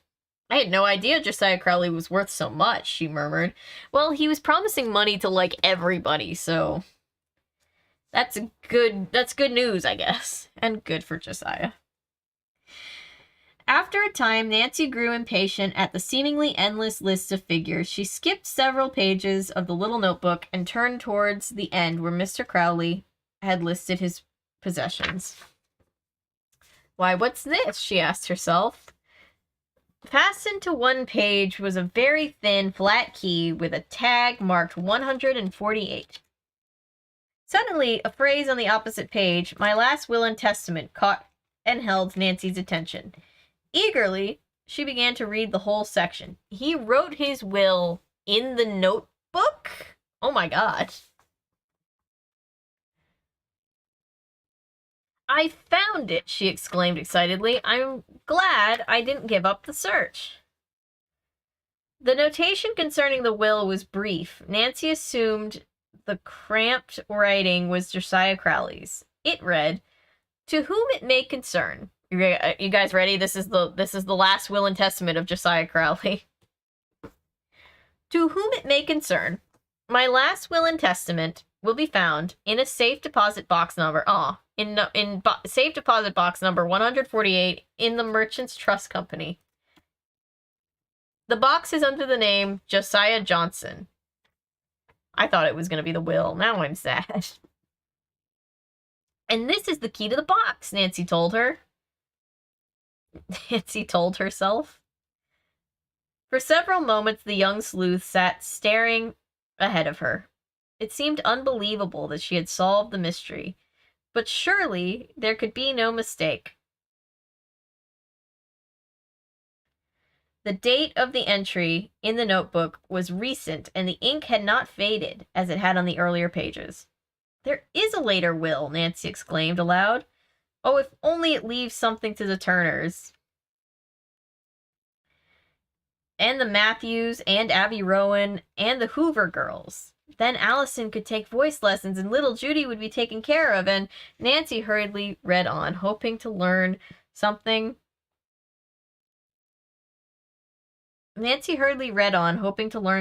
definite, but although she carefully examined every page in the book, there was no other mention of the will, nor any clue to its contents. No wonder the document didn't come to light, Nancy mused. Who would have thought of looking for it in a safe deposit box under the name Josiah Johnson? In the desire for safekeeping, Josiah Crowley nearly defeated his own purpose. Her thoughts were interrupted as she heard a car turn into the driveway. Rushing to the window, Nancy saw her father pull into the garage. She ran to meet him at the kitchen door. "Why, hello, Nancy," he greeted her in surprise. "If I'd have known you were here, I'd have come home sooner. I was doing some special work on a case. Back from Moon Lake ahead of schedule, aren't you?" "Yes," Nancy admitted, trying to hide her excitement, "but for good reason." Before her father could hang up his hat in the hall closet, she plunged into the story of her adventures and ended by showing him the notebook, which she had found inside the mantel clock. When she had finished, Carson Drew stared at his daughter with mingled pride and amazement. "You're a good detective, Nancy. You've picked up on an excellent clue," he said. "Dad, I thought it best not to tell the police about the notebook. We don't want to reveal the secret of another will to an executor mentioned in the old one." "You mean Mr. Topham, I agree," the lawyer replied. "The new will may name someone else as executor." He smiled. "I think you and I should try to see this will. But," he added, "which Merchants Trust Company is it in? There must be dozens of banks by that name." Nancy suddenly snapped her fingers. "Dad, I believe I know. You recall that Judge Hart and his wife told me that they had seen Josiah Crowley in Masonville a couple of times, and there's a Merchants Trust Company there. I think they said he was coming out of Merchants Trust Company, or maybe I'm thinking of something else. Anyway." Mr. Drew looked at his daughter admiringly. "I believe you have the answer, Nancy, and Judge Hart is the man to help us. I'll phone him in the morning." "Well, I guess we both need some sleep." And the lawyer kissed his daughter goodnight and added, "My dear, you were in serious danger when you encountered those thieves. I knew the dad lecture was coming." "I don't like to have you take such risks. I'm very grateful indeed that you're back home safe." "The Tophams aren't going to thank me when they find out what I've done," Nancy said, as she went up the stairs ahead of her father. "In fact, we may have a battle on our hands, Dad." "That's right, Nancy. And it will be just as well that they don't learn the details of how the will was found until the matter is settled beyond a doubt." "I'm certainly curious to find out if the new will left anything to the Tophams," said Nancy. "If not," her father put in, "your discovery will strike them at an especially awkward time." Nancy paused on the stairs and turned to face her father. What do you mean? Well, there's talk about town that Richard Topham has been losing heavily in the stock market this past month. He's been getting credit at a number of places on the strength of the inheritance, and I suspect he is depending on the Crowleys' money to pull him through a tight spot. He's making every effort to speed up the settlement of the estate. Then we'd better hurry, Nancy said, resuming the climb. She's like, let's bankrupt the Tophams! Yay! Don't build your hopes too high, Mr. Drew advised wisely. There may be a slip, you know. How? We may fail to find the will in the safe deposit box. Oh, I can't believe it, Dad. The notebook says it's there. Then, the lawyer continued, there is a chance that Josiah Crowley didn't dispose of the fortune as the Turners and the Hoovers and the others expected he would. But he promised all those people. I know, Nancy, but there's just the possibility that the notation in the notebook was wishful thinking and Mr. Crowley never got around to making the new will. You can discourage me all you want to, Dad, but I'm not going to stop hoping, Nancy said. Oh, I can scarcely wait for morning to come. Her father laughed. You're an incurable optimist. Now put Josiah Crowley out of your mind and get a good night's sleep. At the door of her bedroom, Nancy hesitated, then turned back towards the stairs. What's up? Mr. Drew asked.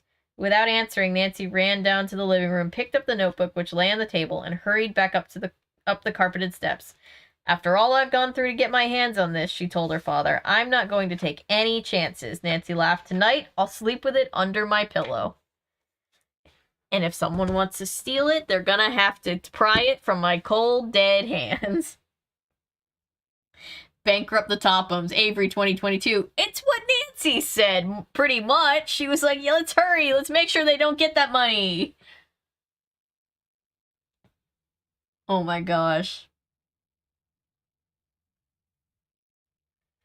The Tophams will be paupers by the end with any luck. I feel like Nancy Drew and Kim Possible will make a great team. They absolutely would. Food is legit relatable vibes. It really is. It's not that you can't read, they can't write. Thank you, I appreciate that. I'm trying my best. It's just old-timey enough the way that it's written that it's, like, messing with me, but... I'll get the bread, you get the chicken? Fair. It does not take two people to make a chicken sandwich. If it does, somebody's got issues. Yeah.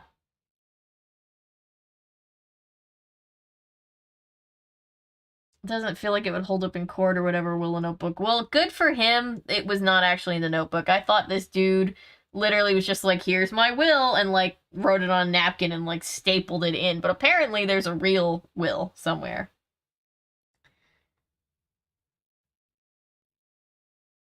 The ink hadn't faded. In fact, it was still wet, she said as she placed the pen down beside the notebook. Yeah, she's just like forging a will. Nancy commits forgery at the end of this book. The Auntie Nancy's band name. Nancy 1930s. Yeah. Yeah. Nancy hates the Tophams so much. She's like, look, we will run this family into the ground if it's the last thing I do.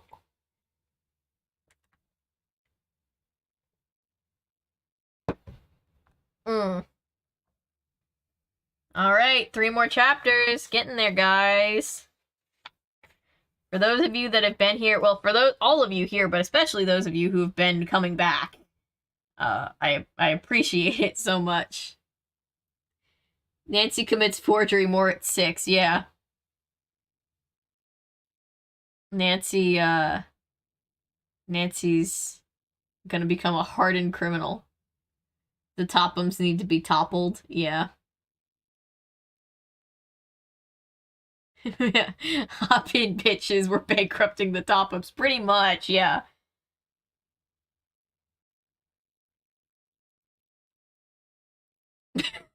Yeah, Nancy's just like, look, their daughters bullied me in high school. Ergo, I will ruin their lives.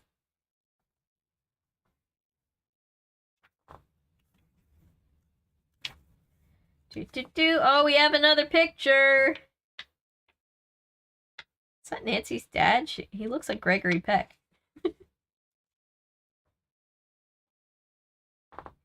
Alright. We got a 10-page chapter coming up. Who's ready? I think we're finally gonna get to see the will in this one, guys.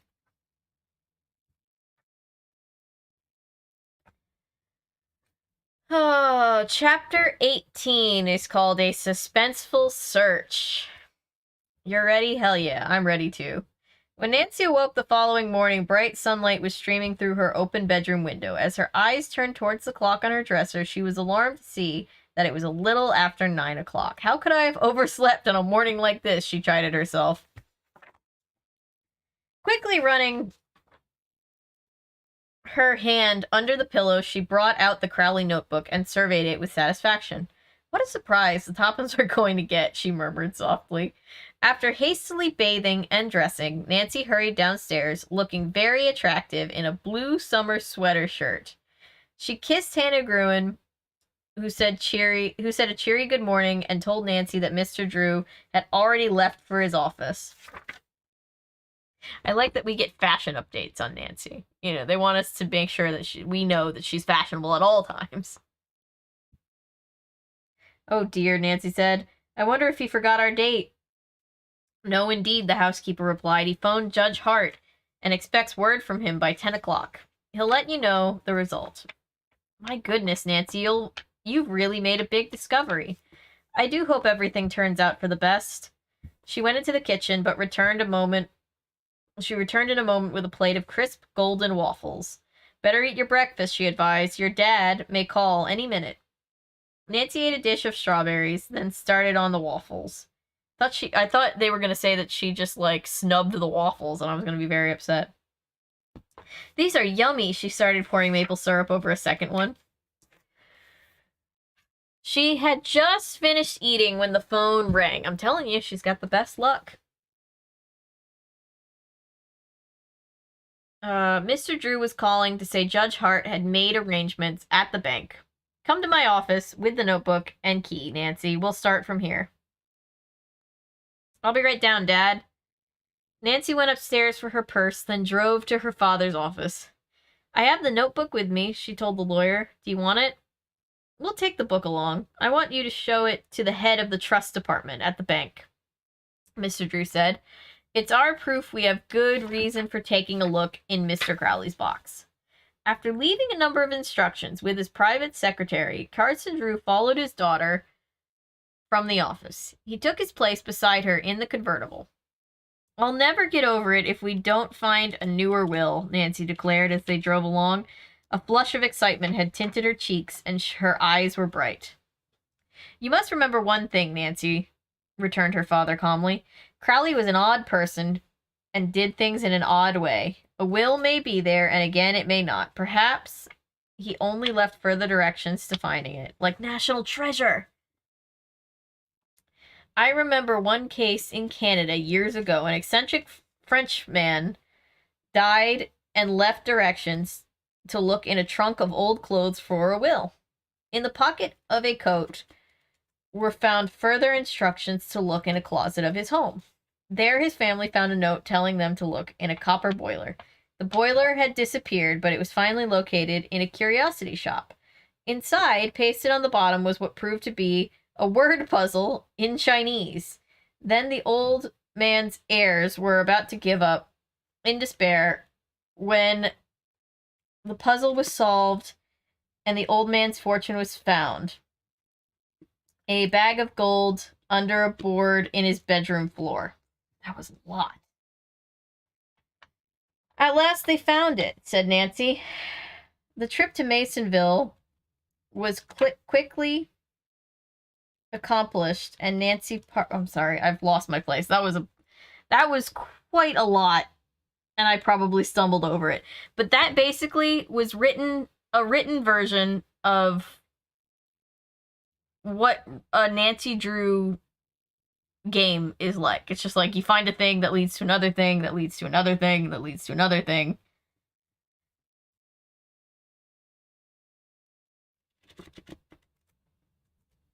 Okay, anyway.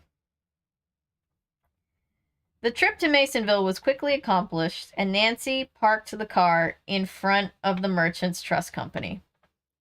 Father and daughter alighted and entered the bank. Mr. Drew gave his name and asked to see the president. After a few minutes wait, they were ushered into a private conference room.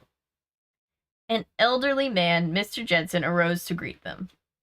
The introductions were over, and Mr. Drew hastened to state his mission. Before he could find the story, the bank president broke in. Judge Hart has told me the story. I'll call Mr. Warren, our trust officer. He picked up the desk phone, and in a few minutes, Mr. Warren's approach. He picked up his desk phone, and in a few minutes, Mr. Warren appeared and was introduced. Nancy now brought out the notebook, opened it to the important page, and handed it to the men to read. When they finished, Mr. Jensen said, "What a mystery. That's all you got for me, Mr. Jensen?" Mr. Warren pulled from his pocket the file card, which the owner of Box 148 had filled out in the name of Josiah Johnston. The two samples of cramped handwritings were compared. "I will say," Mr. Drew spoke up, "there is no doubt but that Crowley and Johnston were the same person." "I agree," asserted Mr. Jensen, and his trust officer nodded. "Then there's no reason why we shouldn't open the box?" Mr. Drew asked. "None," Mr. Warren replied. "Of course, nothing may be removed, you understand."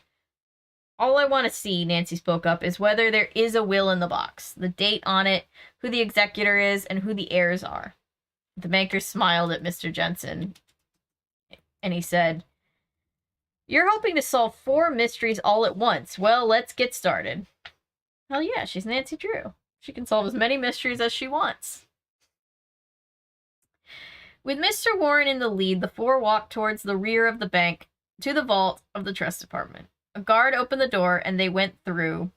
Mr. Jensen took the key from Mr. Crowley's notebook, while Mr. Warren opened the first part of the double safety lock with the bank key. Then he inserted the key from the notebook. It fit! Well, it says it fitted, but it fitted. That sounds weird. Anyway. In a moment, he lifted our deposit box number 148. It was a small one and not heavy, he said. "We'll take this into a private room," Mr. Jensen said. He, Nancy, and Mr. Drew followed the trust officer down a corridor of cubbyhole rooms until they reached one not in use. "Now," said Mr. Jensen when the door was closed behind them, "we shall see how many, if any, of the mysteries are solved." Nancy held her breath as he raised the lid of the box. All peered inside. The box was empty except for one bulky document at the bottom. "Oh, it must be the will," Nancy exclaimed. "It's a will," Mr. Jensen announced, after a hasty glance at the first page. "Josiah Crowley's last will and testament." "When was it written?" Nancy asked quickly. "In March of this year," Mr. Jensen told her. "Oh, Dad," Nancy cried, "this was later than the will the Topham submitted for probate." "Yay!" "That's right." "Let's read it right away," Nancy begged. Mr. Jensen handed the sheets to Mr. Drew. "Maybe you can decipher this. The handwriting is too much for me." The lawyer took the will, then as Nancy looked over his shoulder, he haltingly read aloud, giving an interpretation rather than a word-by-word account.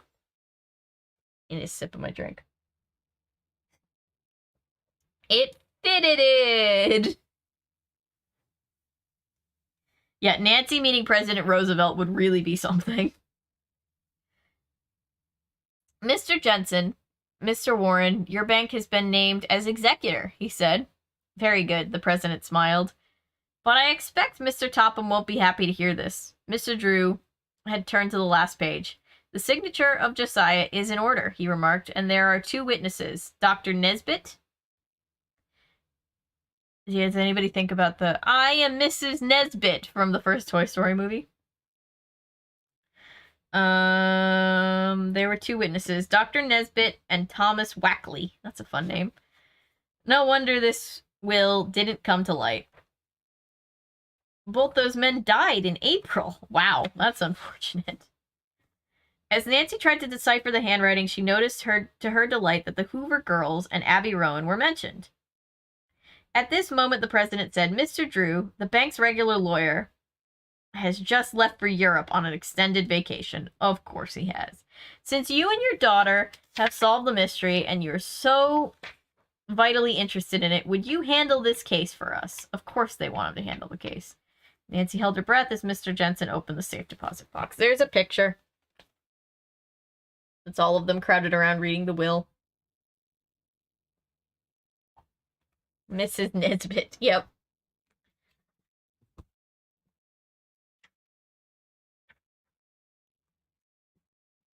Nancy's eyes sparkled, and Mr. Drew smiled. I'd certainly be very glad to, he said. What instructions have you for us? Mr. Warren asked. Mr. Drew thought a moment, then said, because the unusual aspects of this case, I believe that first of all, I'd like you to have photostats of the will made, so I can study the contents carefully. We'll be happy to do that, Mr. Jensen replied. And then, after I'm sure everything is legal, Mr. Drew went on, I'll deliver the original will for probate and notify the people who will benefit from Mr. Crowley's estate. Fine, said Mr. Jensen. We have a photostatting equipment right here. I'll have a couple of copies made while you wait, or shall I send them to your office? I have no idea what that is. I'm just gonna be real. Mr. Drew glanced at his daughter. We'll wait, he said, smiling. While the photostats were being made, Nancy's mind was racing. Oh, I hope Allison receives enough money to pay for singing lessons and the other deserving people get nice amounts, she whispered to her father, who nodded. The wait seemed interminable. Sorry, to Nancy, who could not sit still. She walked back and forth until finally her father remarked teasingly, You're like a caged lion. Nancy pretended to pout. At least I'm not growling, she said, and Mr. Drew grinned. Ugh. Soon a messenger brought back the will, together with two photostats of the document. Thank you, said Mr. Jensen, who handed the photostatic copies to Mr. Drew. I'll work this out at once, the lawyer promised as he put the papers in his briefcase. Then he and his daughter left the bank. Mr. Drew insisted that he and Nancy stop for lunch and refused to let her look at the will while they were waiting to be served. Relax, young lady, he warned. There's no point in letting any prying eyes know our secret. As he saw his daughter's animation fading, Mr. Drew said, Suppose you come to my office with me and we'll work on the problem together. I'll have the will typed. In this way, its full meaning can be understood more easily. Oh, thanks, Dad, said Nancy. Some poor typist is going to have to read Josiah's writing and figure it out. In the lawyer's office, the young sleuth sat down beside his typist, Miss Lambie. As each page came from the machine, Nancy read it avidly. Mr. Crowley certainly seems to know the correct phraseology for drawing up a will, she remarked. Finally, when the typing had been completed, Nancy said to the secretary, I have a lot of questions to ask Dad. Miss Lambie smiled. If they're legal ones, he'll know all the answers, she said. I hope so, considering he's a lawyer. There's no better lawyer in River Heights than your father. Nancy smiled as she dashed into her father's office. The two Drews sat down to study Josiah Crowley's last will and testament. If this does prove to be legal, said Nancy, it will certainly be a blow to the Tophams. I'm afraid so. Dad, when you call a meeting of all the relatives and I read the will aloud, Nancy said, please may I be there? I'm going to read that one more time. Dad, when you call a meeting of all the relatives and read the will aloud, Nancy said, please may I be there? Mr. Drew laughed. I'll humor you this time, Nancy. You must be present when the Tophams get the surprise of their lives. End of chapter.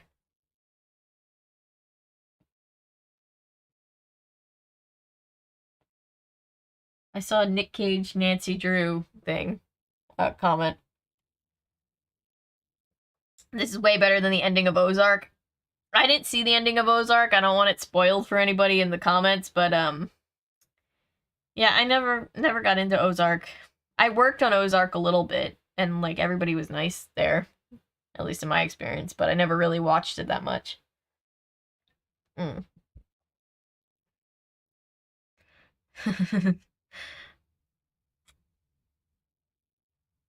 Strawberries and Snubbed Waffles. Yeah. That's not a band name, that's an album name.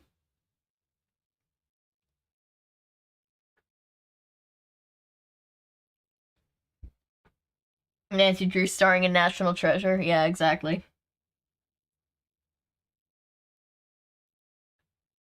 Yeah, that would be a great movie. I'd love to see that movie. Did you hear they're doing a National Treasure series on Disney Plus? I'm excited.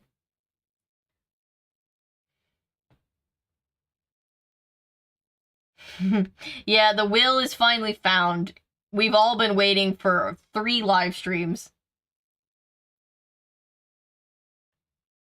Probate, not prostate. I know I didn't say prostate. More tea, Mrs. Nesbit.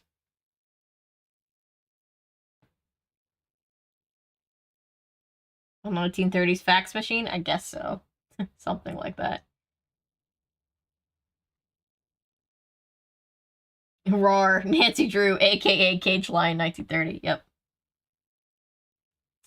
Sorry if you're being quiet. No worries, we're glad to have you here. A photostat is an early photocopier using a projector, camera, and special photographic paper. Okay, thank you. You learn something new every day. The top ones will blow their tops in the news for sure. Well, I'm glad that the stream is relaxing. That's kind of the general idea with these like reading streams. Oh, for Who Framed Roger Rabbit, right. Oh my god, I haven't seen that movie in forever.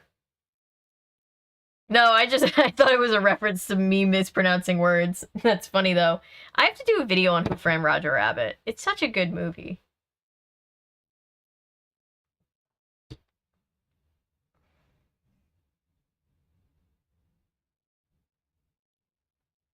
Screw Disney, I want a Goofy movie Blu-ray with extras. Exactly, right? I mean, there's a lot of reasons to be mad at Disney, but yeah, that's one of them. We never got Goofy movie on Blu-ray. Goofy movie is so underrated, and every song on that soundtrack slaps.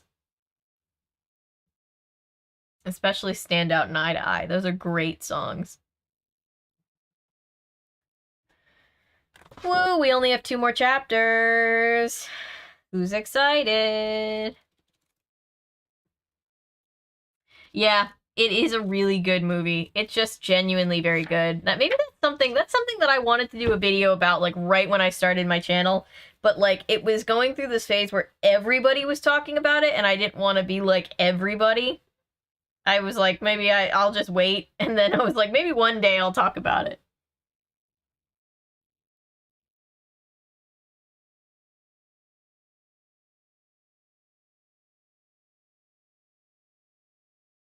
Yeah, I think Roger Rabbit's retired from the game. Oh yeah, Roger Rabbit is also iconic movie. I thought we were talking about the Goofy movies still. Both are great.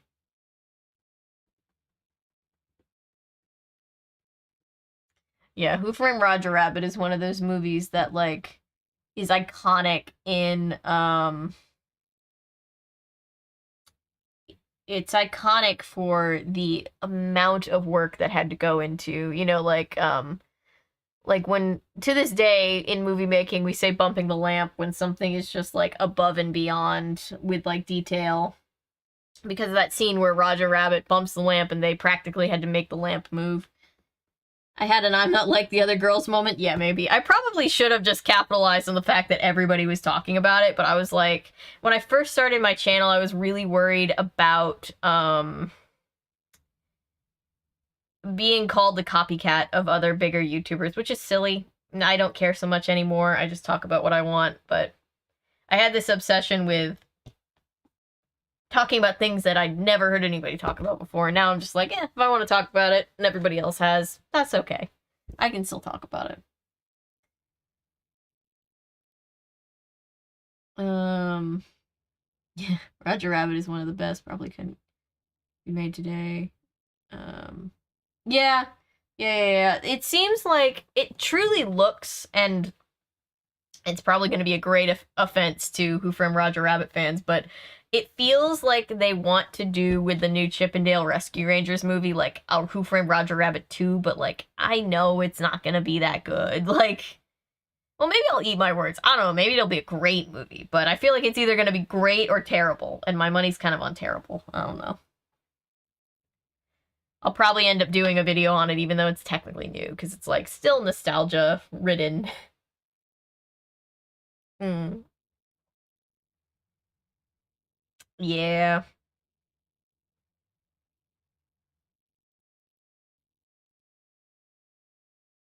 Whew.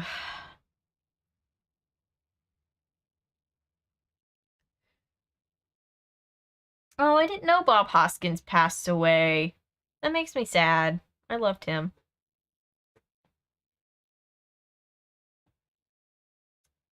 I don't know when my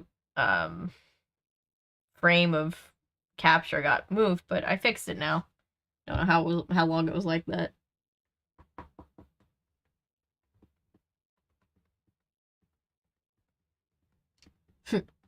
Yeah, Who Framed Roger Rabbit is just something that was like lightning in a bottle. Like, it probably will never be replicated, and I think that's okay.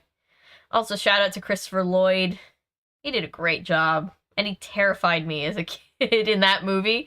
When he starts screaming at him and his eyes pop out, horrifying. Just terrifying. What camera do I use?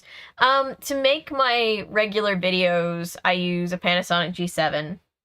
And then with streaming, I'm actually streaming on a Blackmagic Pocket Cinema 4K, which sounds really extra. It's just that camera we own because we make short films, and it plugs into the wall, so I kind of am borrowing it. Yeah. And then I use OBS to stream. I think everybody does.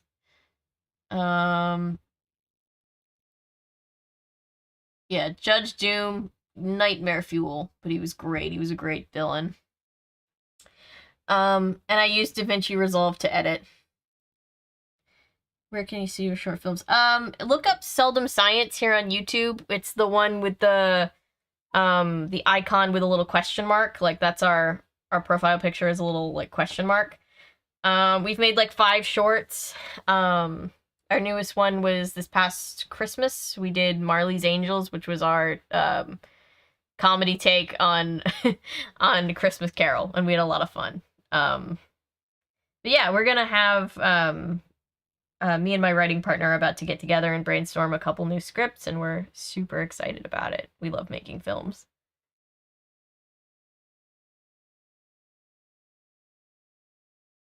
No, yeah, rest in peace, the shoe from Who Framed Roger Rabbit. You swapped over from Resolve from Lightworks. We're looking at so far. Yeah, I've never used Lightworks, but DaVinci Resolve is, I really like Blackmagic as a company, and I think the software, they really give you, even for just the free version of the software, you know, they really give you a lot to work with. Like, I have the paid version just because we own the Blackmagic camera, and they give you free access to the paid version of software when you buy their camera. But, like, I think I could do pretty much everything I do for my YouTube videos without it. So if you want to try out the free version, I always recommend it to people. Oh, thank you. We really enjoyed making Marley's Angels. The stepladder bit was actually the first it was the first thing before we wrote any of the script. My writing partner came to me with this little, like, this little sketch of, like, a very teeny tiny Grim Reaper, like, climbing up a ladder to look big and scary to Scrooge, and that was kind of the beginning of us brainstorming that whole script. And I was very, very happy to play Ghost of Christmas Future, because I loved her, and I loved making her super awkward. I'm not the DP. My brother is our DP. Spencer Vandenhouten, shout out. He also helps me with all the technical difficulties that I have when I'm streaming or filming or anything like that. I am one of our writers. I wrote the first 3 shorts that we did, but I thankfully have a co-writer now. Shout out. And we have a team of very lovely people that we're so happy to work with, one of which being Natasha Reeves, who's been on the channel a ton of times.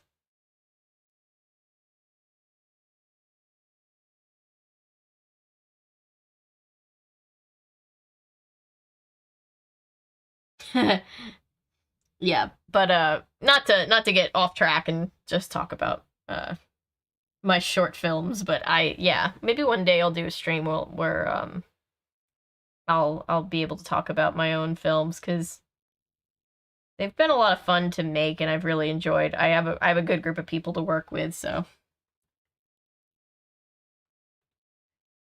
Play Nancy Drew in one of the movies. I would love to. I don't know how, like, copyright works. I think Nancy Drew is still protected and I can't get away with playing her. My phone just died, so I hope nothing happens to the stream.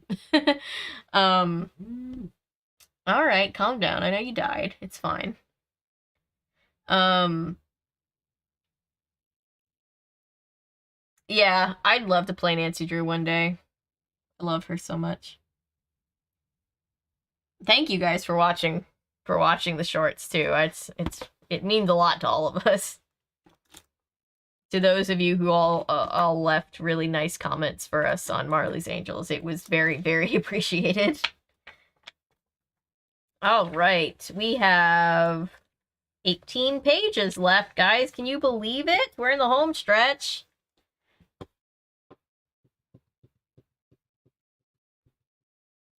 Switch out the name. Oh, yeah. Like, we could do, like, a, like, when E.L. James took her Twilight fanfiction and made it into 50 Shades, we do that, but with Nancy Drew. I can definitely see that. That would work. Nancy Drew inspired. I love it. Filmmaker from Iowa, shout out.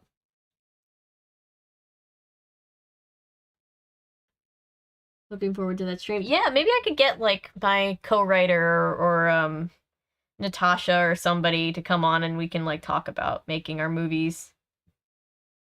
He'll just be Nancy Drew. Clancy Brew. Yep.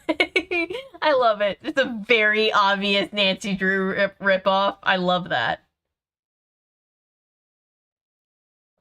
I'm excited to play the games, especially the one that's based off of this book. That's gonna be pretty cool. All right.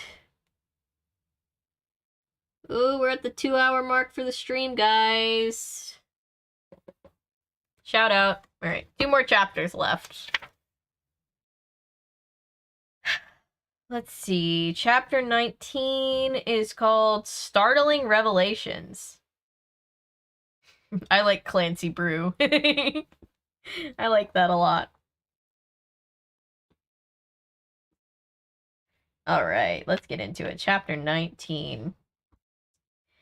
Dad, it's nearly 2 o'clock now. Mr. Crowley's relatives should be here in a few minutes. I'm so excited. Nancy's just here for the drama, and I love that for her.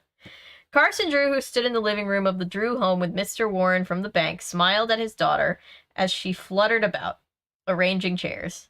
I believe you're more thrilled than if you were inheriting the fortune yourself, he remarked. I am thrilled, Nancy admitted. I can scarcely wait until the will is read aloud. Won't everyone be surprised, especially the Tophams? Do you think they'll come? Oh yes, the Tophams will be here, and unless I am mistaken, they will bring a lawyer with them. Just as soon as they learned that another will had come to light, they began to worry. They will certainly want to hear what is in this one.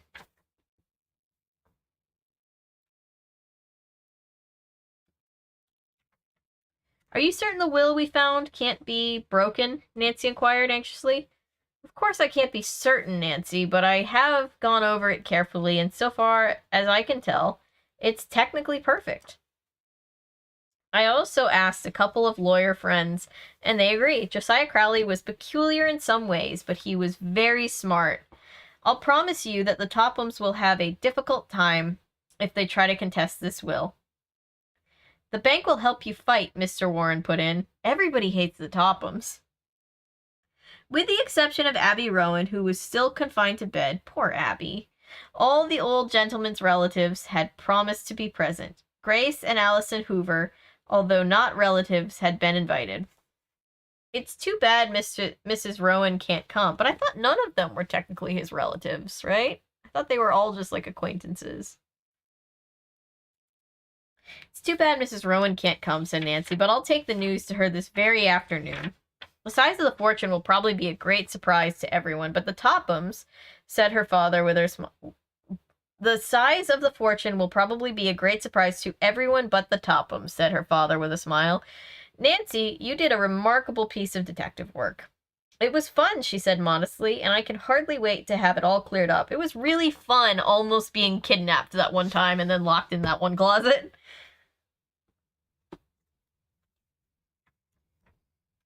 We may have some trying minutes with the Tophams, Nancy, her father warned. Yes, I suppose so. I expect anybody would be sorry to see a fortune slip away. Dad, I see Grace and Allison coming up the walk now, Nancy announced, glancing out the window. She greeted them with kisses and escorted the sisters into the living room, where she introduced them to Mr. Warren. As Allison sat down, she whispered to Nancy, Is it true a later will has been found? You and Grace have no cause to worry, Nancy assured her with a mysterious smile.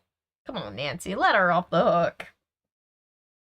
The doorbell rang. This time Nancy admitted Edna and Mary Turner, who were dressed as if for a party.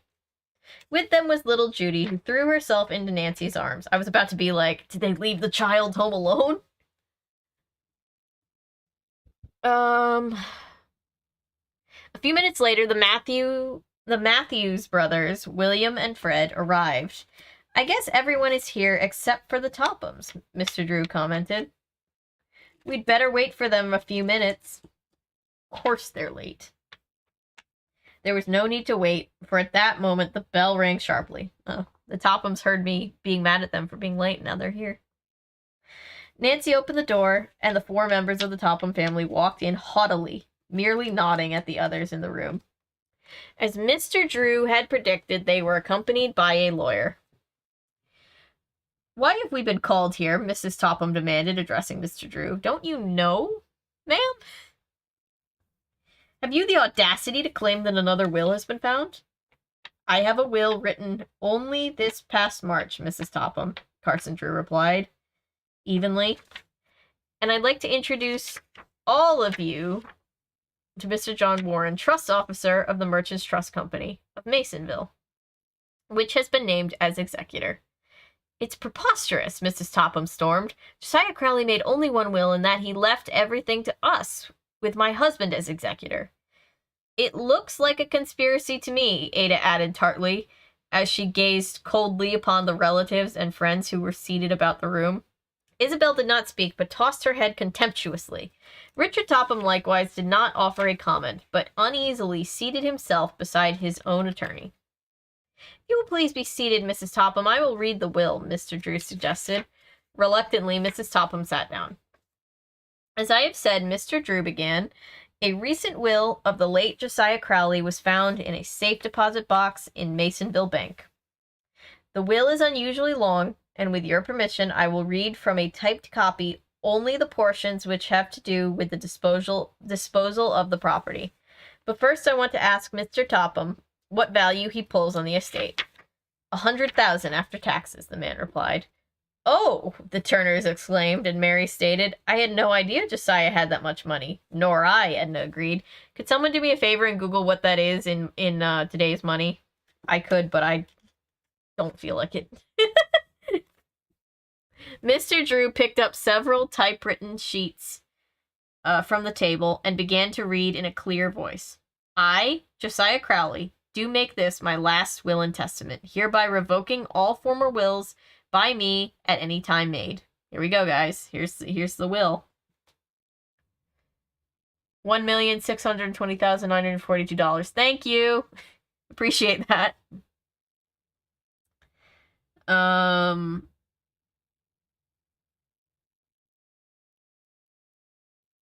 I give and bequeath all my property, real and personal, as follows.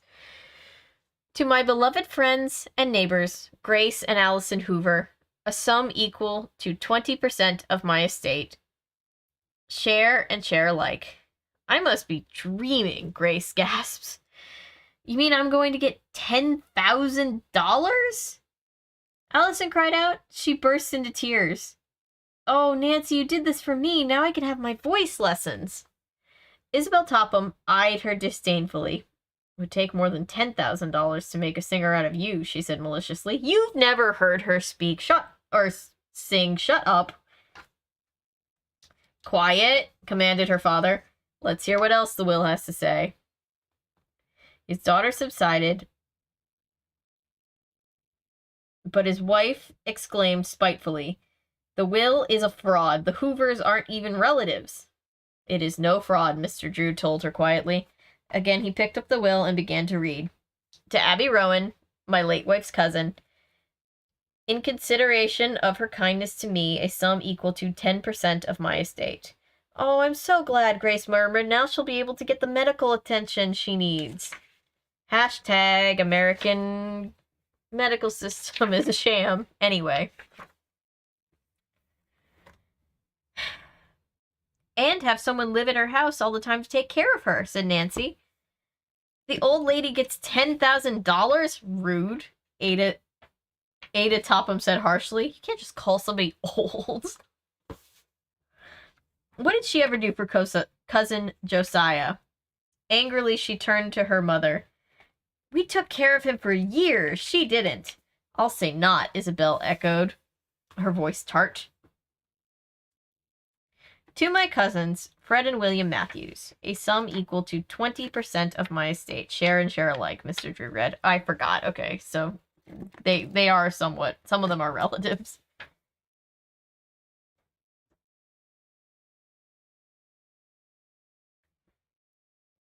I think it's actually starting to rain for real. Remember the other night when I was having the rain sounds on stream?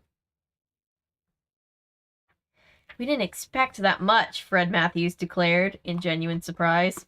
Josiah was very kind, Fred smiled. Now we can take a trip like we've always wanted to do, William. That's right, I just can't believe it. A long trip on an ocean liner or plane. To my cousins, Edna and Mary Turner, 20% of my estate, share and share alike. Oh, how generous, Edna murmured. Now little Judy can have the things we've always wanted to give her. Yes, said Mary Turner. Oh, I feel so relieved. Aren't we mentioned at all? Mrs. Topham broke in sharply. Well, how much money? They've given 20, 20, 20, and 10, so there's like 30% of the estate left, right? Or did I do that math completely wrong? Maybe I missed something. Mr. Drew smiled. Yes, you are mentioned. I'm coming to that now. To Richard Topham, $5,000. To Grace and Allison Hoover. Hold on, cried Mrs. Topham. What about me and the girls? No money was left to you, the lawyer stated simply. Isabel gave a shriek. Oh no, oh no, oh no, Mother! All those bills, what'll we do? Ada, too, had cried out, I'll have to go to work! God forbid. Oh, I can't bear the thought of it. When the fervor died down, Mr. Drew read on. To Grace and Allison Hoover, my household furniture, now in the possession of Mrs. Richard Topham. There was a gasp in surprise from everyone in the room, and Mrs. Topham half arose from her chair. It was generally known in River Heights that she had practically confiscated Josiah Crowley's furniture at the time he had been induced to make his home with the Tophams. How insulting, the woman cried. Does Josiah Crowley dare hint that I took his furniture? I'm sure I don't know what was in his mind at the time he wrote the will, Mr. Drew told her with a smile. Grace Hoover interposed quickly. We have enough furniture without Josiah Crowley's. Allison nodded. We'll not take any of it from you, Mrs. Topham. Bless them, they're so nice. Mr. Drew carefully folded the document he'd been reading, and after placing it in his pocket, he said to the people in the room, that is all, except that there is a proviso for the executor to pay all of Mr. Crowley's just debts, including his funeral expenses And that what balance is left in the estate goes to the Manningham Old Men's Home. Aw. I understand that Josiah Crowley kept his assets in a liquid state. It will not be difficult to convert the estate into cash. For that reason, I should think it would be possible to draw on your inheritances at once. Ada wheeled upon Nancy, her face convulsed with anger. You engineered this whole thing, Nancy Drew, she accused bitterly. Any good I've done, I'm happy about, Nancy answered. We'll break the will, Mrs. Topham announced firmly. End of chapter. Now it rains, lol. Yeah, right at the end. I don't even think you guys can hear it. Hugs the NHS. Yeah. I hug them for me too, because it's real rough out here. Bye, Judy, a safety net. Yeah, that kid needs some. Get her a bike helmet, just to be safe in case she goes flying off the bridge again. Nancy is an adrenaline junkie, I see. Yep. Hashtag down with the Tophams.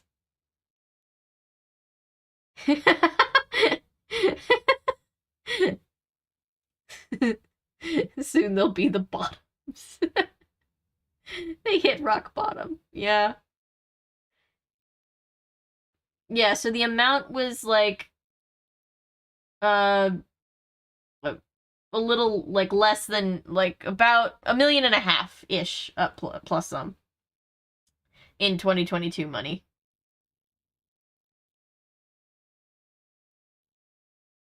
Imagine if in a sequel the Tophams make a return and sue Nancy for her methods in solving the case. Yeah, I'm sure she's got a lot of enemies. She's got a lot of people that love her, though.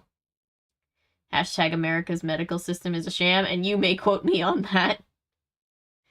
Oh my god, yeah. So, all the people that are good people get money, and the Tophams get almost nothing. I mean, they got $5,000, which is... I would like $5,000 in today's money, but they have $5,000 in 1930 money. Oh no, you have to work to survive? I cannot imagine how tough that must be, right? Yeah. Like, oh god. The working class, how dare they? A Nancy Drew and Detective Pikachu crossover? I would watch that too. I think I saw the Detective Pikachu movie that came out, but I honestly don't remember. So I probably only saw, like, part of it. Yeah, it's like $81,000 in today's money. So, like, they didn't get nothing. Come on. They just didn't get millions of dollars. Like, they really can't be complaining. Oh, I would take 81 grand in a heartbeat. I don't know what they're so upset about. That's 5K too much. Yeah, they're kind of the worst. And also, Allison was nice and was like, oh, we're not gonna take their furniture. It's like, girl, take their furniture. You have, like, no furniture in your house. Steal their furniture. Oh my god, one more chapter. Just the one. Oh my gosh.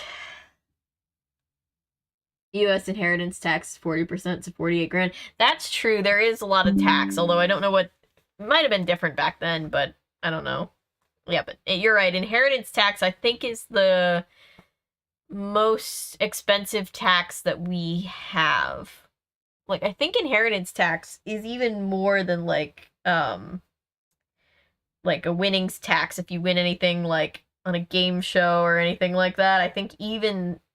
then the inheritance tax is still more expensive. But I could be wrong. Oh, side note, since I mentioned it, I actually found a bunch of... Do you guys remember if anybody was watching the charity live stream? And we did a couple of tier goals where we watched some old episodes of game shows? Well, I thought maybe it would be fun to just do a game show stream. Like, I have a bunch of old game show episodes. So if that's something people are interested in, that could be a game show stream in the near future. I think it could be very fun. I had fun. We watched, what did we watch? An old episode of Price is Right from the 70s and an episode of Supermarket Sweep. I think that could be fun. Lottery and game show taxes, 37%. Theft. Yeah. Taxes are... The American tax system is a whole thing. But yeah. I'm glad everybody's excited for that. Yeah. I think that could be really fun. And there's tons of them. So, like, Supermarket Sweep. I promise we will do a Supermarket Sweep. Yeah, I think that could be fun.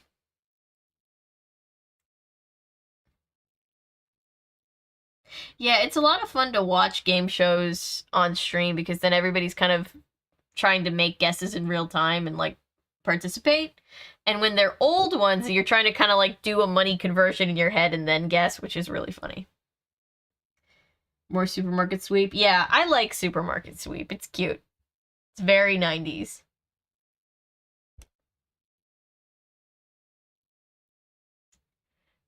Oh, some of my stickers are peeling off the back of my computer. That's lame.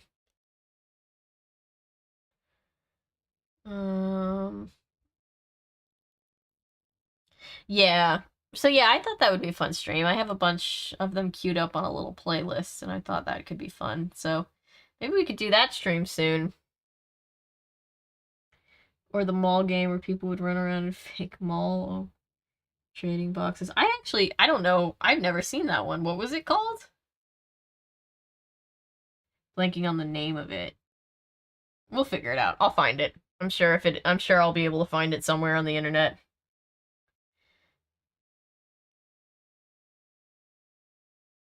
Dip laptop into resin fixed. Yup. I have this cute little resin fox that Natasha gave me recently. Because Natasha does, she makes D&D dice, so she works in resin, so she knows a lot of other resin artists, so. Would Whose Line Is It Anyway account? I don't know. Shop Till You Drop. Interesting. I'll look that up. I'll see if I can find some episodes, and if I can, I'll add it to the list, because that sounds fun. But yeah, that stream, because it'll probably be a few more weeks, or at least a couple more weeks, until I start doing Nancy Drew game streams, so... yeah, that stream might be an interim stream, if we feel like doing that. But I like them for stream, because one, I can't really do, I can't really talk about game shows in regular videos. I did the Supermarket Sweep one, but that was kind of the extent of doing regular videos for game shows, but I like doing them live too, because everybody can play along.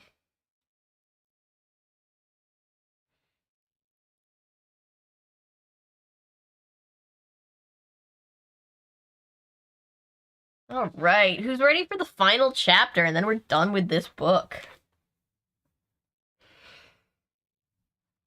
Chapter 20 is called A Happy Finale, so we know that what we're getting into.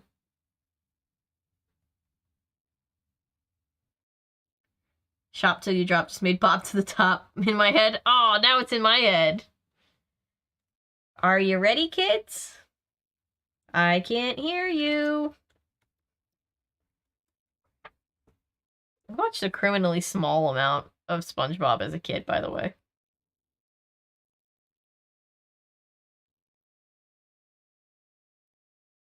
Whee. Fitting name for the last chapter. Yep.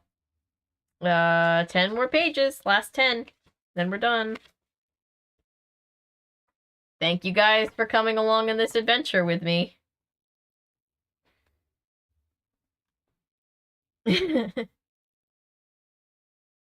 Alright, let's go. Chapter 20, A Happy Finale. Of course you may take the matter into court if you like, Mr. Drew responded to the Topham's threat. But I warn you, it will be a waste of your time and money. If you don't wish to accept my judgment, ask your own lawyer. Mr. Drew is right, the other lawyer said, after arising and looking carefully at the legal document, which Mr. Drew took from his pocket. Oh, he is he? Mrs. Topham retorted. If that's all you know about law, you're discharged. We'll get another lawyer, and we'll fight to the last ditch.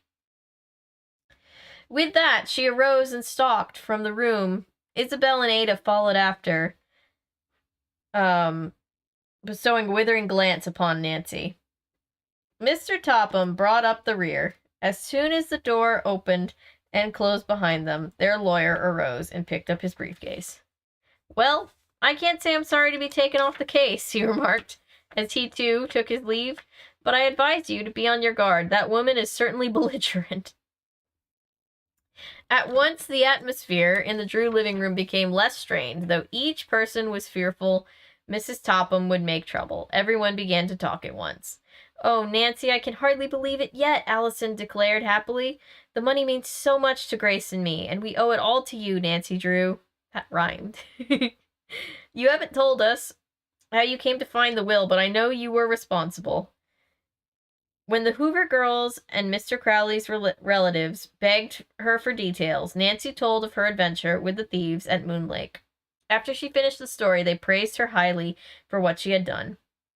We'll never be able to thank you enough, Grace said quietly, but after the estate has been settled, we'll try to show our appreciation.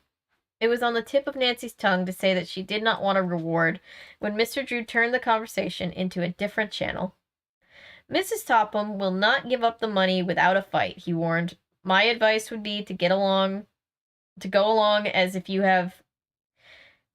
My advice would be to go along as you have until the court has decided to accept the will as the final one. However, if Mrs. Topham and her daughters bring the matter into court, I'll give them a battle they'll never forget.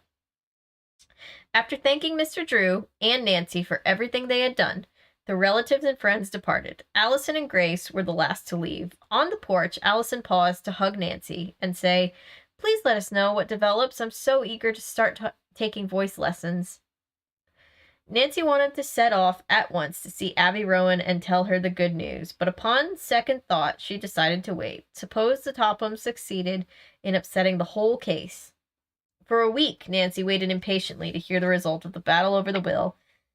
As she and her father had anticipated, Mrs. Topham was fighting bitterly for the Crowley estate. She had put forth the claim that the will Nancy had unearthed was a forged document. This suspense is just awful, Nancy told her father one morning. When are we going to get the final word? I can't answer that, Nancy, but apparently Mr. Topham thinks it's a losing battle. I suppose you've heard about the family? Why, no, what about them? They're practically bankrupt. Richard Topham has been losing steadily on the stock market of late. After his failure to recover the Crowley fortune, the banks reduced his credit. He's been forced to give up his beautiful home. No, really? She's not sorry. How that must hurt Mrs. Topham and the two girls. Yes, it's undoubtedly a bitter pill to swallow. They're moving into a small house this week, and from now on they'll have to give up their extravagant way of living. Both girls are working. Personally, I think it will be good for them. Word came out that the three furniture thieves had finally confessed to many robberies, and their unsold loot was recovered. Among the pieces were all the heirlooms they had stolen from the Turners. One evening, Mr. Drew came home wearing a broad smile. Facing Nancy and laying both hands on her shoulders, he said, "We've won, my dear. The will you located has been accepted as the last one Mr. Crowley wrote."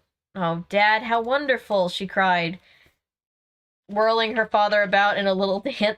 "Oh, first thing tomorrow morning. May I go and tell Allison and Grace and the others?" "I think that would be a fine idea. Of course, the bank and I will formally notify them later." The following morning, Nancy was the first one downstairs and started breakfast before Hannah Gruen appeared. "My goodness, you're an early bird, Nancy," the housekeeper said with a smile. "Big day, huh?" "Very big," Nancy replied. As soon as the family had eaten, Hannah said, "Never mind helping me today. You run along and make those people happy as soon as possible." "Oh, thank you, Hannah. I'll leave right away." Nancy, dressed in a simple green linen sports dress with a matching sweater, kissed her little family goodbye and drove off. Her first stop was at the Matthews brothers. Their last name is Matthews with an S, and that gets really tricky. It trips me up every time. They greeted her affably, then waited for Nancy to speak. "I have good news," she said, her eyes dancing. "Mrs. Topham lost her case. The will Dad and I found has been accepted for probate. You will receive the inheritance Mr. Crowley left you. Praise be, Fred cried, and we never would have received it if it hadn't been for you. His brother nodded in agreement. To cover her embarrassment at their praise, Nancy reached into a pocket and pulled out a handful of travel folders and airline schedules. I thought you might like to look at these. Now I must hurry off and tell the other heirs. As she drove away, the two men smiled, waved, then immediately began to look at the folders. I hope they have a grand trip, Nancy thought. Half an hour later, she pulled into the driveway of the Turners' home. Before the car stopped, Judy came racing to the front door. As Nancy stepped out, the little girl threw herself into the young sleuth's arms. Nancy, guess what? My aunties found an old doll that belonged to my mommy, and they gave it to me. Come and see her. She's pretty as can be. Judy pulled Nancy by the hand up the steps of the house. There she is, the child said proudly, pointing to a blonde, curly-haired doll seated in a tiny rocking chair. Sounds terrifying, but I'm glad she's happy. Why, she's darling, Nancy commented. And Judy, she looks like you, dimples and all. That sounds like Coraline. That's even more terrifying. Judy nodded. And Aunt Mary says she looks like my mommy did when she was a little girl. I'm always going to take very good care of my dolly. At this moment, her great aunts came from the rear of the house to greet their caller. I see, said Nancy, that you have made Judy very happy. Now it's my turn to pass along good news to you. And she told them about their inheritance. The women smiled happily and tears came to their eyes. Then suddenly, Edna Turner gave Nancy an impulsive hug. You dear, dear girl, she half sobbed with joy. Now Judy will always be well taken care of and receive the kind of schooling we think she should have. Mary kissed Nancy and thanked the young sleuth for her untiring efforts to see justice done. Judy, meanwhile, looked on in puzzlement at the scene, but sensing that it called for her participation, she grabbed up her new doll and began to dance around with it. Now you can go to school too, Carol, she told her doll. It was hard for Nancy to break away from the Turners, but she reminded them that she still had 2 calls to make. But come back soon, Judy said. When Nancy arrived at Abby Rowan's, she was delighted to find her seated by the window in a chair. Her kind neighbor, Mrs. Jones, was there preparing food for the invalid. That sounds harsh. That's a harsh way to put it. To this, Nancy added a jar of homemade beef broth and a casserole of rice and chicken, which Hannah Gruen had insisted upon sending. Can you stay a little while? Mrs. Jones asked. I ought to run home for half an hour, and then I'll come back. She's been so kind, Abby Rowan spoke up. Today she took my laundry home to wash and iron. After the woman had left, Abby went on, the folks around here have been very thoughtful of me, but I just can't impose on them any longer. Yet, I haven't any money. Nancy took the invalid's hand again. Harsh. I think that's harsh. There's other ways. There's other ways to describe her. In hers and smiled. I came to tell you that now you have lots of money. I left to you by Josiah Crowley. What? You mean I won't have to depend on just my little pension any longer? Bless Josiah. Nancy, I never could believe that my cousin would go back on his word. Nancy ate some broth and crackers with Abby Rowan and told the whole story. The old woman's eyes began to sparkle and the color came into her cheeks.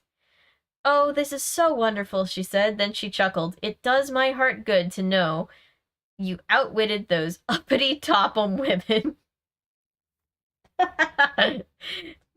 Nancy grinned, then said soberly, if I hadn't become involved in this mystery, I might never have met several wonderful people, and their names aren't Topham.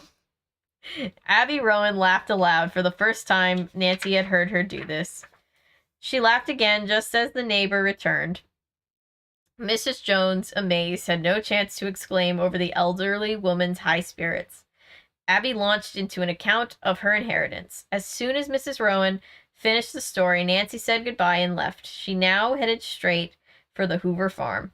The 2 sisters were working in a flower bed. Hi, Nancy called. Hi yourself. How's everything? Allison asked as she brushed some dirt off her hands and came forward with grace. Hurry and change your clothes, Nancy said. I have a surprise for you. You mean we're going somewhere? Grace inquired. That's right. To Senor Miscagni's, to Allison, so Allison can sign up for her lessons. Oh, Nancy, you mean? Yes, the inheritance is yours. I can't believe it. I can't believe it, Allison cried out ecstatically. She grabbed the other two girls and whirled them around. It's simply marvelous, said Grace. Marvelous. Oh, Nancy, you and Mr. Crowley were just the dearest friends we've ever had. Then, seeing Nancy's deep blush, she added, Come on, Allison, let's get dressed. Nancy waited in the garden. 15 minutes later, the sisters were ready to leave for River Heights. But before we go, said Grace, Allison and I want to give you something. It's sort of a reward. Something very special, her sister broke in. Oh, I don't want any reward, Nancy objected quickly. Please take this one, Allison spoke up. She led the way to the living room mantel. There stood the Crowley clock. We received it this morning from the Tophams, Grace explained. Allison added, We think you earned the heirloom, Nancy, and somehow Grace and I feel Mr. Crowley would want you to have it. Why, thank you, said Nancy. She was thrilled and gazed meditatively at the old clock. Though quaint, it was not handsome, she thought, but for her certainly held a special significance. She was too modest to explain to Allison and Grace why she would prize the heirloom. And besides, her feeling was something she could not put into words. Actually, she had become attached to the clock because of its association with her recent adventure. This is the first mystery I've solved alone, she thought. I wonder if I'll ever have another one half so thrilling. As Nancy stood looking wistfully at the old clock, little had she dreamed that in the near future she would be involved in the hidden staircase mystery, a far more baffling case than the one she had just solved. But somehow, as Nancy gazed at the timepiece, she sensed that exciting days were soon to come. Nancy ceased daydreaming as the clock was handed to her and looked at the Hoover girls. I'll always prize this clock as a trophy of my first venture as a detective, she said with a broad smile. The end. Do you like the little product placement of the next story in the series at the end?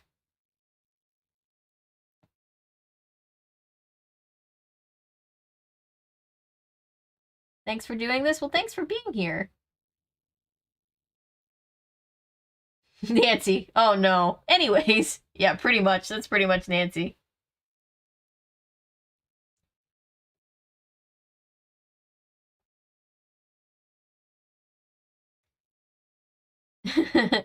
No, really? Said Nancy with a Cheshire Cat grin and eyes bright with glee. She's like, no, they have to work now? Oh, I feel so bad. I think the thieves just went to jail, you know? They did their time. Do the crime, do the time, something like that. A lot of tongue twisters in the story. I'm trying so hard. I'm so sorry. Bless little Judy. I know, she's so cute. The doll is Annabelle. That's what I'm picturing. Coraline is such a comfort movie, at least it is for me. It's probably something that fueled my doll fear as a kid, but I love it. It is a great movie.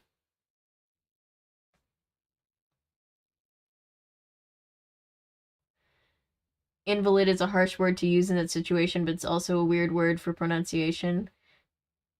Yeah. I totally get you. Totally agree with that. The clock is a good memento of her adventure. I think they're right. I think Josiah Crowley would want them to have it. We learn a little bit more about Josiah Crowley in the game, and he's very fun. I really enjoy Josiah Crowley as a character.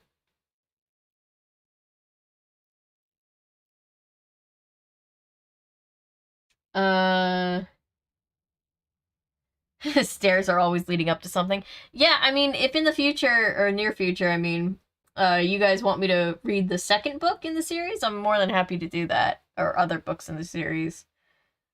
Nancy Drew, like Scooby-Doo, exclaimed Scooby-Dooby-Doo. Yeah, something like that. Does anybody remember, maybe I should, this could be also fun if we want to keep doing reading streams, but There were these books that were, they weren't choose your own adventure. They were Scooby-Doo, solve it with the crew game, or books, not games. They were books. They were books where you had to like solve the mystery chapter by chapter, and they were really fun. I really enjoy these reading streams. Thank you. So do I. I think we should keep doing them. But I think the Scooby-Doo, like, solve it yourself would be kind of fun. You know, I think that would be a fun thing to read on stream. Do we like the reading streams? Do we want to keep doing them? Final thoughts on this book. This book is very old. It's certainly very old. It's definitely written a little bit strangely. And it's a little bit, I guess this one at least is a little bit repetitive, but I enjoy, it's a trip down memory lane. I remember reading these as a kid and really loving them. It's still giving me an existential crisis that this book is almost 100 years old. Absolutely, we like the reading streams. That's good. I don't get to talk about books in the regular videos. I can't tell you how long I've wanted to talk about books.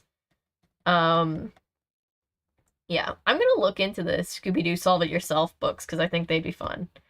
Fun indeed. It was fun. I know that somebody, I can't remember which one of you suggested Charlie and the Chocolate Factory as a future reading stream, but perhaps that would be fun too. Short stories might be better. Yeah, I could see short stories being better. Yeah, there are definitely, like, if we keep doing them, there are definitely some, like, novels that I still would like to do and probably would need more than one stream, but fun idea for an interpretation, Nancy, is that she's 1930s style enthusiast and just wears the clothing and hairstyles from that era while in the present day. I feel like, because, like, several TV shows and movies have been made, like, trying to, you know, do Nancy Drew movies and TV shows. But I think the thing that they all get wrong is that they're never a period piece. Like, I feel like we need, like, a 1930s set, like, show where Nancy Drew is in the 30s solving crimes. Charlie and the Chocolate Factory and the sequel, The Great Glass Elevator. Yep, I remember we talked about this. Both of those books would be fun, and The Great Glass Elevator does not get talked enough about because it is insane. Goosebumps would be fun. Thank you for saying that. I'm gonna look for some of these things. I don't own any Goosebump books, but I'm sure I could get them at my library. That'd be super fun. I need to do another Goosebumps video for the series. Thank you for saying that. It just reminded me. I'll have to get that lined up. But yeah. Yeah, this has been fun, you guys. Thank you for going along with it. Go the Roger Rabbit route. Yeah, pretty much. Like, I think that part of the charm of Nancy Drew is that it's old-fashioned, you know? It's like an old-fashioned mystery story. I think that would be fun. Or, you know, I think that most people, when they adapt Nancy Drew, don't really understand her. They either make her... They try to make her, like, really,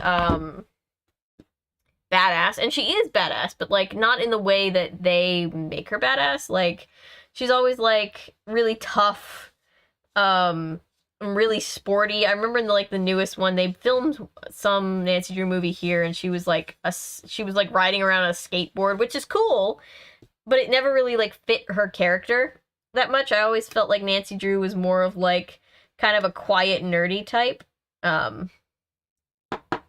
And yeah, I feel like none of the movies really, like, do that part of Nancy Drew justice.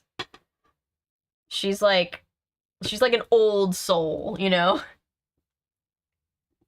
Early Are You Afraid of the Dark series. I've done, I think, 2 videos on Are You Afraid of the Dark episodes. The one with the clown and the one with the cab that, the murder cab, if you remember which one I'm talking about. I need to do more of that too. That gets mixed up in my head with Goosebumps all the time. Nancy doesn't need an 80s BMX montage and film at the same. Yeah. Like she's like that's cool. I don't think that's bad. I just feel like people either think Nancy is like really, really girly, or they just try to make her like modern day badass, like a Black Widow type. And I don't think she's either of those things. I think she's kind of nerdy and just kind of like big Hufflepuff energy is how I would describe Nancy Drew. She's just very like thoughtful and hardworking, and she just wants to help everybody, and she's very smart.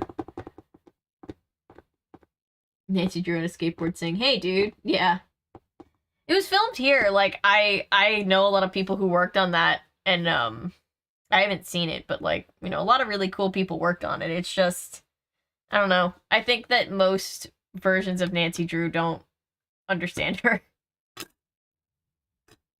Nerdy and flirty, slap that on a t-shirt and boom, Instacash. Yeah, I can see it. But yeah, you guys, we finished the book. What are your final thoughts on the book? I can ask you for commentary because we're live right now.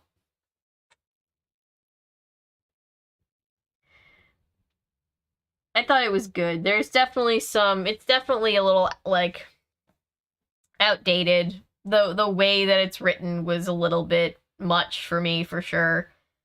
But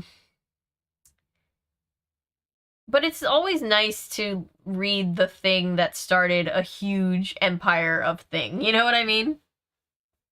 Nancy, I'm about to end this man's whole career. That's basically what she did with the Tophams, right? She was like, hold my beer. These mean people have money? No, they don't. You know, not on my watch.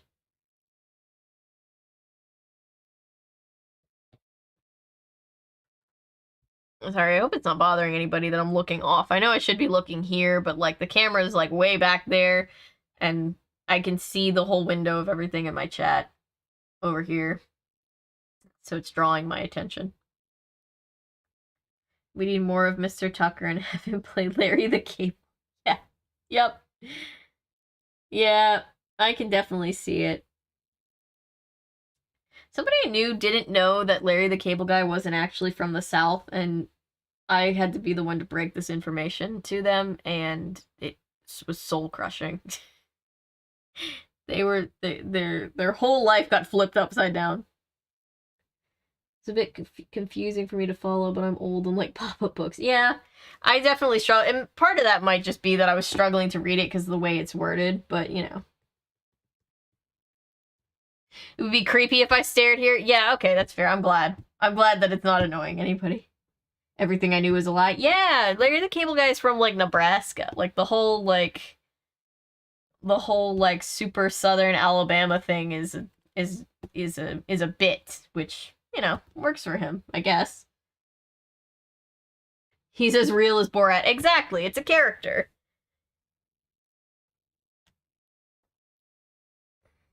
Avery ruins everything coming soon. I'm sorry. I'm so sorry. It wasn't me. That's good. I really tried to it was hard because of the way that it was written was worded very, I don't know if it's just of the time or just it's weirdly worded, but it's just, you know, I definitely struggled at some points the way that certain sentences were. And there was outdated language used, so it's just like, you know, that's, you know, always unpleasant, but it's just like I tried my best. And then also, I've never read on stream before, so I was incredibly nervous that I was going to mess up, and then it made me mess up, so. It was a good book opener to the series. If I had read it as a child, I'd have wanted more. Yeah, I remember reading it and thinking it was, like, the best thing ever as a kid. And I do love Nancy Drew. I think Nancy Drew is great. Always has been, always will be. It does make me very excited to play the games, because the games are so fun. You get to play as Nancy Drew, and it's a puzzle-solving game, so, like, I know that the chat is going to be able to help me solve puzzles in real time. Turtle Man. I don't remember that. That's funny. Yeah, I didn't know that.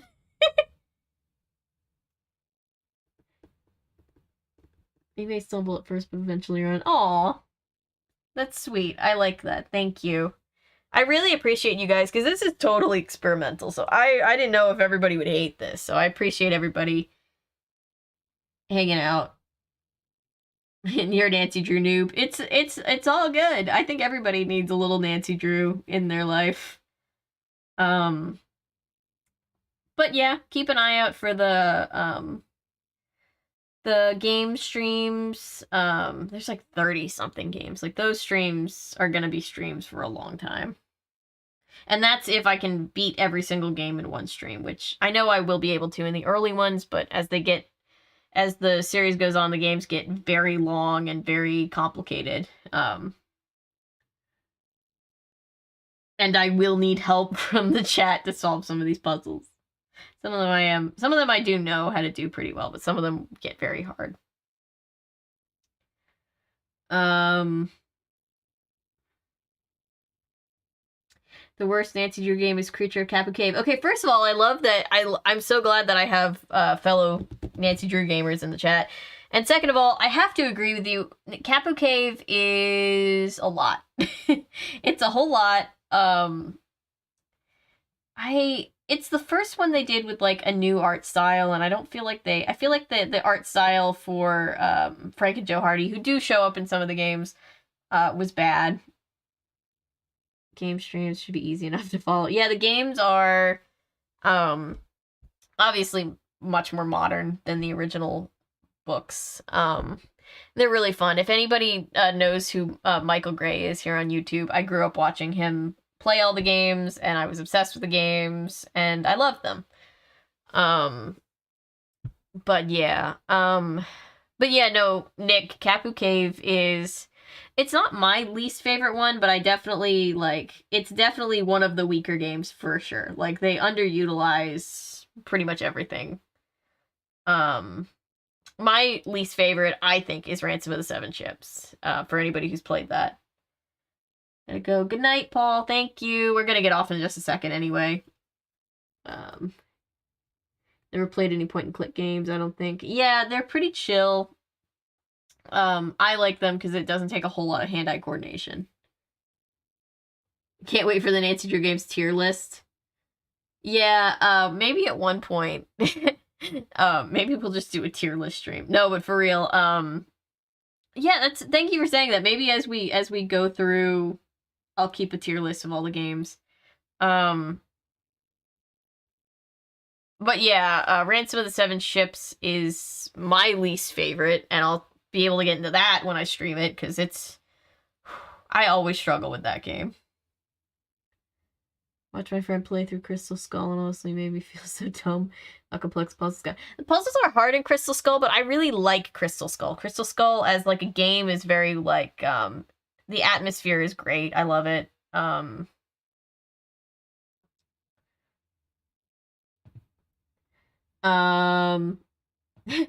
I love seeing which comments get flagged as potentially inappropriate, and I have to go and manually allow them into the chat.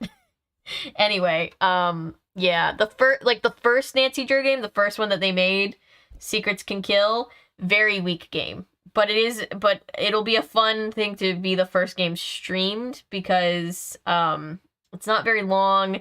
I've already done a video about it, like a commentary video to like go over all of my thoughts. But it's really it's a really clunky game, and I'm sure it'll be fun to watch me struggle. Because it's like from 1998, and it's not super well made. They tried, though. It was a good first attempt.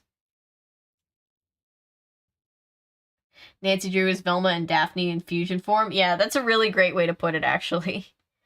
But yeah, some of the games are really, really strong. Like, Warnings at Waverly Academy, great game. Wonderful game. I just spit everywhere because I was so excited about the game. Great game, great character design, great atmosphere, great puzzles. Yeah, some of them are obviously more hit than miss and vice versa, but like, it's a really fun series. Yeah, I think it'll be really fun for sure. But But yeah, I think that's all I've got tonight, guys. I'm gonna sign off. But thank you all for being here. I look forward to doing more streams in the future. I have a new video coming out tomorrow, so if anybody's interested, that'll be there. But thank you guys for being here. Spittin' equals passionate, yeah. Yeah, for sure. Thank you guys for being here. This VOD will be available just like all the other VODs on the homepage, so if anybody wants to watch it back or miss anything or miss any part of the story, feel free to go back. But yeah, I'm gonna say goodnight, you guys. Thank you for being here. Good night. Thank you. Goodbye. Don't be sad. I'll do another stream soon. There will be more videos. You'll see my face way too much. Bye. Bye, everybody.